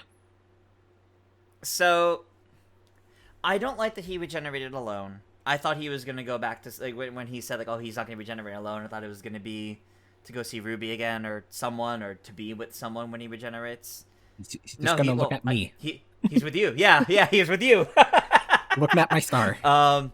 The way it all came together was nice with that, but regenerating the Billy Piper's interesting. I did look into the leaks after the fact, and I saw that there were people saying they don't. There's two versions of the episode, and they don't know which one they were going with. One where the regeneration is straight up into Billy Piper, and the other one where it ends as an open-ended regeneration. We don't see who. Yeah. And based on how the effects of the regeneration are done, you see the point where the regeneration energy fills the whole screen, and then it fades back in to Billy Piper. Yeah. Instead of the way we usually see it, of like kind of like transforms into them. That which tells me, yes, that was absolutely the case. Yeah. They did not know who it was going to be when they originally did it, and they decided to do that. Notably, I also saw the end credits does not say introducing Billy Piper as the Doctor. Yeah, it just says introducing Billy Piper. So yeah, that makes me think that she's probably just a temporary thing. Because if you watch Doctor Who Unleashed as well, you will notice they never mention that Billy Piper is in the episode. I think that was probably done way after, yeah. just like David Tennant's regeneration from Jodie Whittaker. Yeah, it was probably done way after. Because they very clearly like filmed everything without knowing who the next Doctor was going to be. So that was definitely way later on. So if you think about like it from the angle that we don't know what Doctor Who's going to be doing for the next 2 years, so they just need an actor here that they know will come and film something with them, whatever form that takes, then it makes sense. But I would like them to just say like she's not going to be for multiple seasons. I do think we're going to learn more in the next week, because there is the 20th anniversary of New Who, Doctor Who Unleashed that's happening, which has Billy Piper, David Tennant, a bunch of other people in it. I do think in that one they will be talking about it more and telling us. I do think she's not introduced as the Doctor because I suspect, part of me, my theory is that she will not go by the Doctor. For this name. I think it's going to be a special or series of specials which involve figuring out why this face was chosen or fulfilling a specific mission involving this face. But I think it has to do with the heart of the TARDIS. The way the Doctor uses regeneration energy to power up the TARDIS is basically just like what happened with Rose looking into the heart of the TARDIS, taking the time vortex into her mind, and Nine needing to take that from her to be able to regenerate. I kind of feel like that's why it's Rose's face. That's why it's Billy Piper, because of that connection to the TARDIS, which makes me think it won't be something that lasts a full season. It'll be something that probably gets filmed within the next year to be able to have at least one episode of Doctor Who for 2026, so that they can film the full season, so that the third season with whatever the new Doctor after Billy Piper will be in 2027. That's what I think. Obviously, they don't really know about the Disney deal right now, so I think it makes sense to just have like an actor that will be willing to just not have like a full contract given to them right away. Because obviously, like she's always said that like she would love to come back to Doctor Who. So if she's just here temporarily, she'll just come film whenever they have the go ahead. But we also learned from behind the scenes, 2 seasons was always Ncuti's plan. Yeah. There were lots of theories and all that. Ever since the season began, there's been rumors and theories that he might be regenerating at the end of the season. And one of the biggest reasons behind it is just because, we know that the Disney deal was only for 2 seasons, and the second season needs to finish before they decide if there's going to be more, or if not with Disney, with who, or if it's just BBC. So maybe the Doctor Ncuti only had the 2 seasons set, and then he's just taking a break because it might be a couple years at that point. So maybe that's why the future's unknown. Or maybe he regenerates because he's in big demand now because of being the Doctor, and also what he was getting into right around the same time as starting the Doctor. Maybe that's too long to wait for other projects to have to lock in for this. Yeah. And no, but it turns out it wasn't that complicated. It was just signing on was always just going to be 2 seasons. It feels weird to me that like they just never told people about that, because I kind of feel like like, we would be okay if you told us that he was regenerating at the end of the season. And it's like, it's just weird. He is the. I think it's weird for him because, like, he was having to pretend not to be regenerating for so long. Mm-hmm. And that probably made him lose some jobs. Because, like, movies probably weren't going to sign him on if they thought he was going to have to do more Doctor Who. So, it's just weird. I do think there is also something special for him, though, that he is the first Doctor to regenerate, and it was not announced beforehand. Yeah. He is the first Doctor to regenerate, and it's a surprise to everybody. Yeah. Which is something special. That being said, I think the reason why they didn't announce it beforehand, honestly, might be because even though they filmed the fact that he regenerates, maybe the intent was to see if they could get him back in the future, to tell more of his story that takes place before said regeneration. Yeah. Like, it's Doctor Who. It's about time travel. They could do anything. Yeah. It might also be because it really might be they didn't know who they were going to have fulfill the Doctor until much closer to the season starting. That at that point they opted not to announce it, because normally it's during production that they announce it. But production was very far ahead at this point. Yeah. This season was filmed while this season was filmed before season 1 even started airing, I'm pretty sure. I think it started in, like, January or February of 2024, so. They wrapped filming, like, I think, a week after season 1 aired. So they finished it. Yeah. Like, when it was airing. Yeah. So, telling. You don't want to announce right when your new Doctor's starting off that he's regenerating. Yeah. Because normally it's tied to production when they announce these things.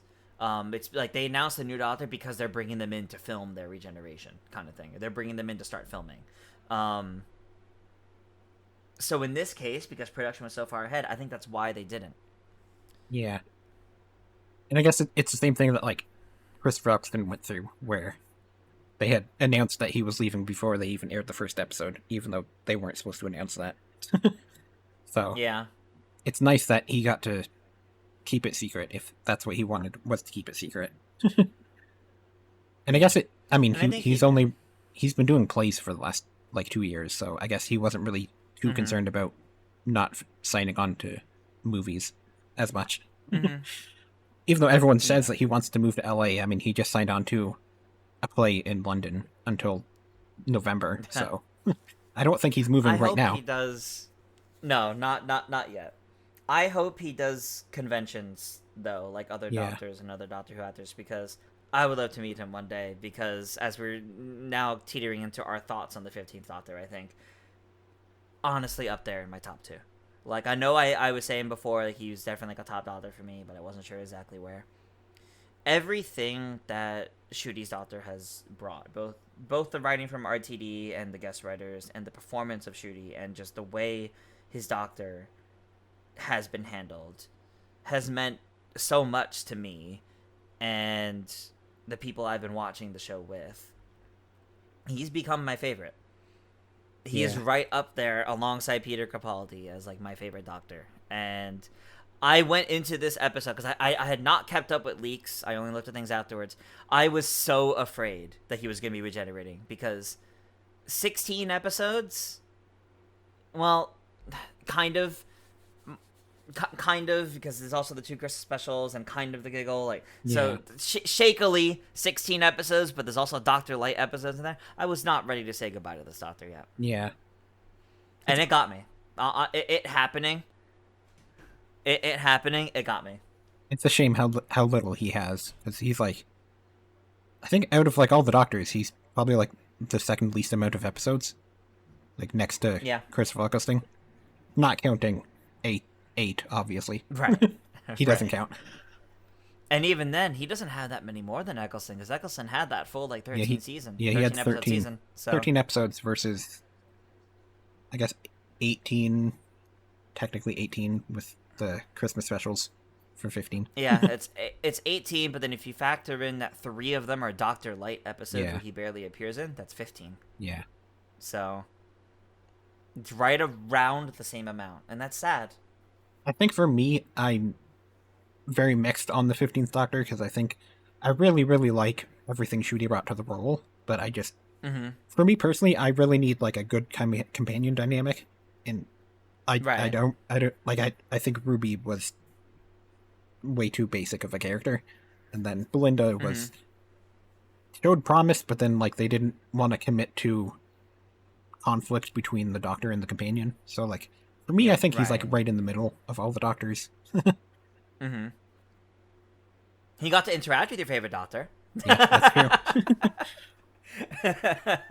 And he got the Yaz mentioned through it as well, which is great. I love how in Unleashed, Jodie Whittaker was just like, as soon as they asked me if I wanted to come back, I said yes. I didn't need to see a script. I just said yes. And then I had to... Good for her. She had to figure out, like, she was on another job around the same time, so she had to figure out a way to say, I need to go do something without telling them what she needs to go do. Yeah. Yeah. But yeah, she was very eager to just come back, and that's great to see. I'm definitely interested for Ncuti Gatwa to get to Big Finish at some point. I definitely need him too, because I think there could be so many great stories to come out of all especially of that. Even if it's like stories that take place here right before the regeneration itself, that's fine. Yeah. There's so many great stories they can have him tell. They can have him face Daleks in Big Finish stories, him and Belinda, or him and Ruby, or even like him and other companions. Like 11 has other companions, 8 has all those companions. Yeah. Like they can have him have other companions in between Ruby and Belinda, and that would still be great. Yeah, there's plenty of room, because between season 1 and season 2, you can just throw in as many stories with other companions as you want. Yep. It just works. And he's got a lot of implied adventures, which is great. Yeah. I think it's unfortunate with him that he just, like, he doesn't get to fight, like, any returning villains other than, like, the finale characters. It sucks that for his entire era, it was always new monsters. Well, I guess other than Midnight Entity. But it's like, no Daleks, no Cybermen, no nothing that we're familiar with. I really would have liked to see him. Or Centaurans or Silurians, yeah. I would have liked to see him fight at least like some recognizable monsters. Yeah. But Big Even Finish, just one. Big Finish can do that if they can get him involved. I hope they do. I really hope he does, because you could tell how much this, especially like looking at like his like interviews at the end, you can tell how much he loved this role and how special it was for him. But you could also see how taxing it was on him. Yeah. Like he even mentioned like his knees were telling him like he made the right call with just 2 seasons. He was very active as the Doctor. He did a lot of stunts too. Yeah. He was saying that like it's the physicality that he doesn't want to be around for a long time for. And guess what? Big Finish doesn't have any of that. So Yep. There you go. Yep. Just come back here. I can see him holding as much love for it all going forward as Jodie did. Yeah. Does. And introduced in a very similar way, in the sense of it's through the love shown by the fandom that made the role so beloved. That's what Jodie ended up loving about the role so much. That's what Ncuti clearly has been loving about the role so much. And I really hope he still gets to experience that. Yeah. And I wish we had more of him, just because I feel like we really didn't get enough. But even just another half season, give us a 15th Doctor version of Flux, fine. Or even just like tell us he's going to regenerate and then make it the Christmas special kind of thing. Like even just a little bit more. I would have loved a little bit more. I am sad. I'm genuinely sad to see him go. Yeah. But I am glad it was not problems. It was not behind the scenes issues. This was always the plan. And he's satisfied. Especially since like all the tabloids have been saying like he was fired in the last week, and like, how do you think they have a regeneration filmed if he was just fired right now? Like there's people were saying that like the BBC fired him because he pulled out of Eurovision, like, but then they were saying that they already had a regeneration filmed, and like that was in the last 2 weeks. That's not how that works. Yeah. No, that's not how that works. There's no woke problems.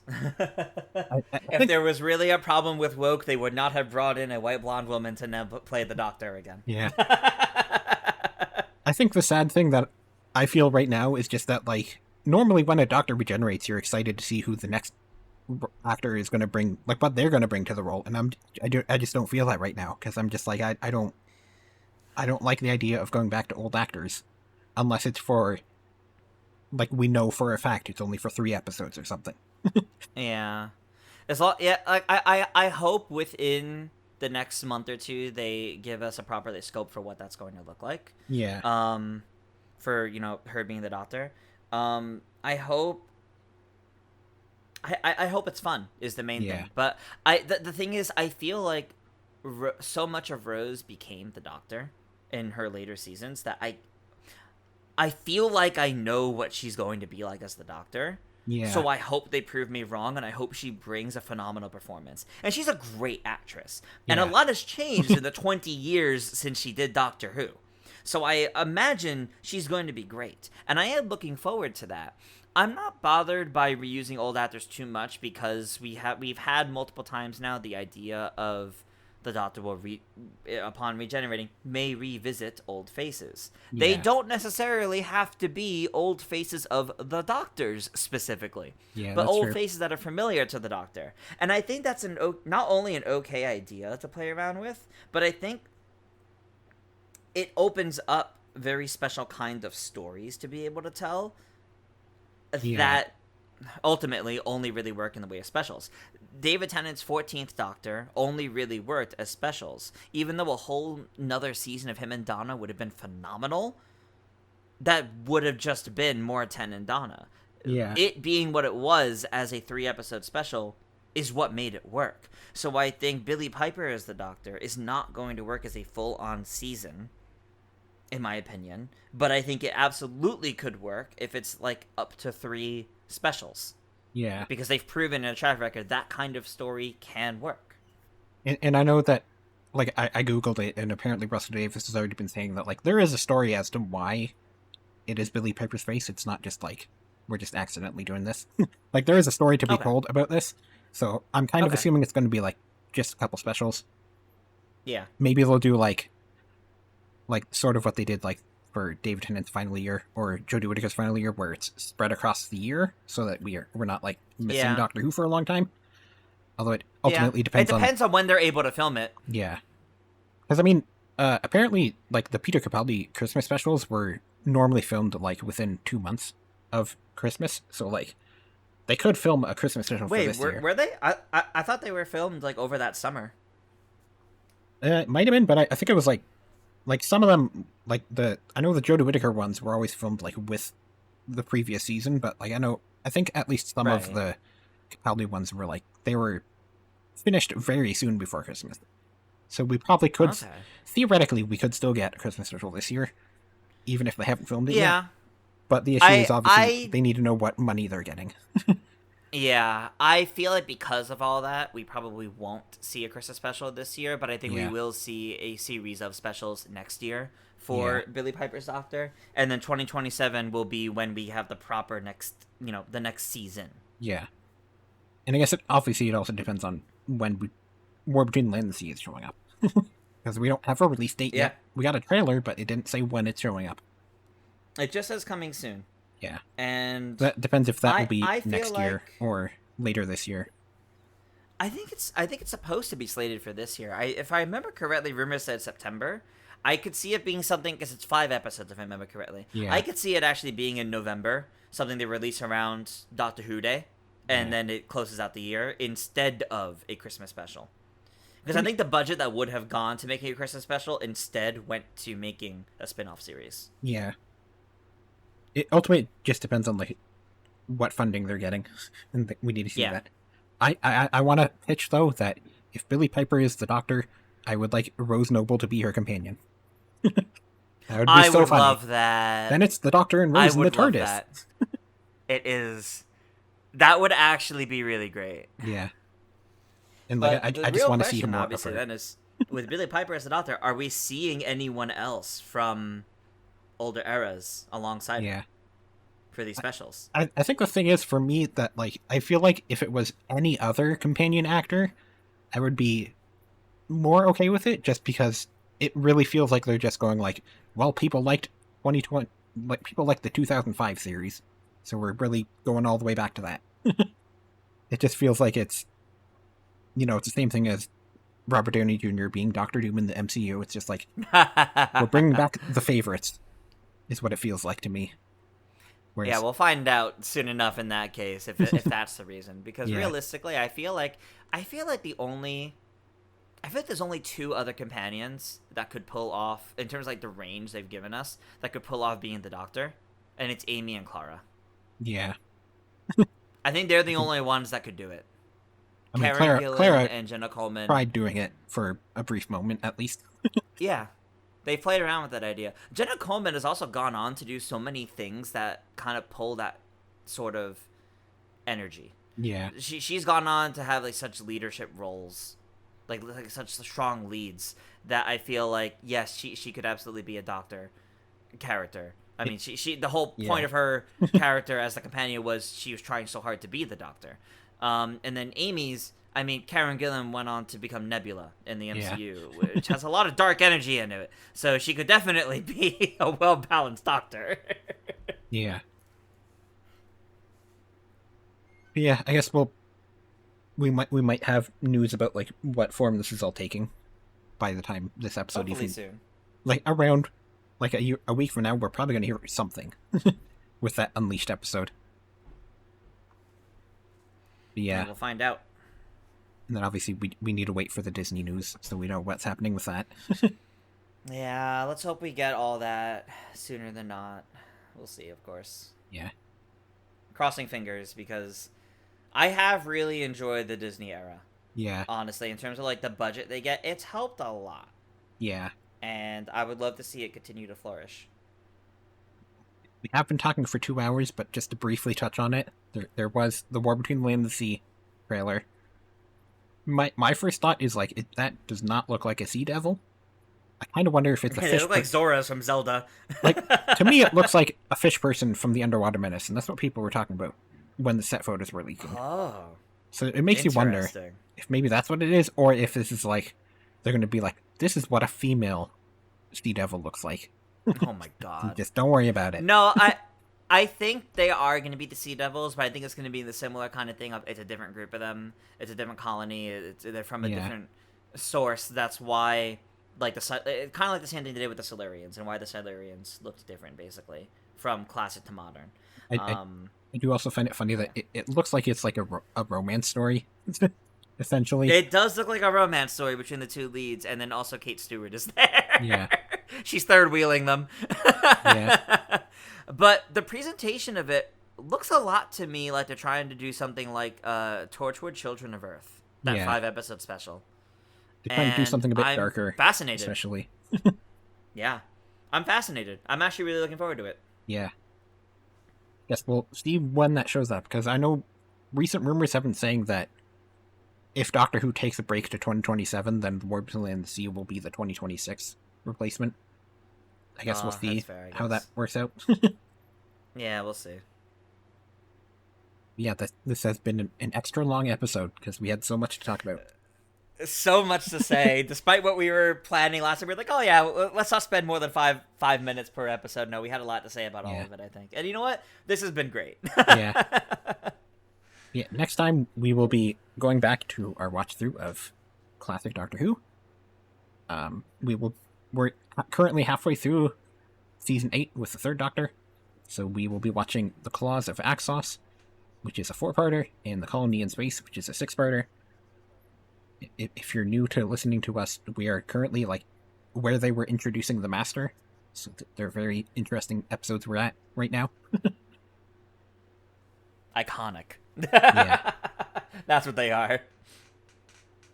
If you would like to join us, we do have a Patreon, so you can pay just $1 a month to get into our Discord, where we'll encourage discussions between episodes about what we're watching, and you also get early access that way. And then for a higher tier, which is $5 a month, you can watch live as we record these. We will have a live text chat, and we'll chat with you as we're watching. And you'll be able to give us your input on these episodes. Yep. Yeah, as a reminder, make sure to watch The Claws of Axos and Colony in Space before our next episode. You can find those on BBC iPlayer or on Tubi TV. And if you support us on Patreon for $1 a month, you gain access to our Discord as well as early access to episodes. I've been Joy. You can find me on social media at Joy Content. And I've been Triss. You can find me on social media at ToonTriss. And we'll see you next time. Bye. Bye.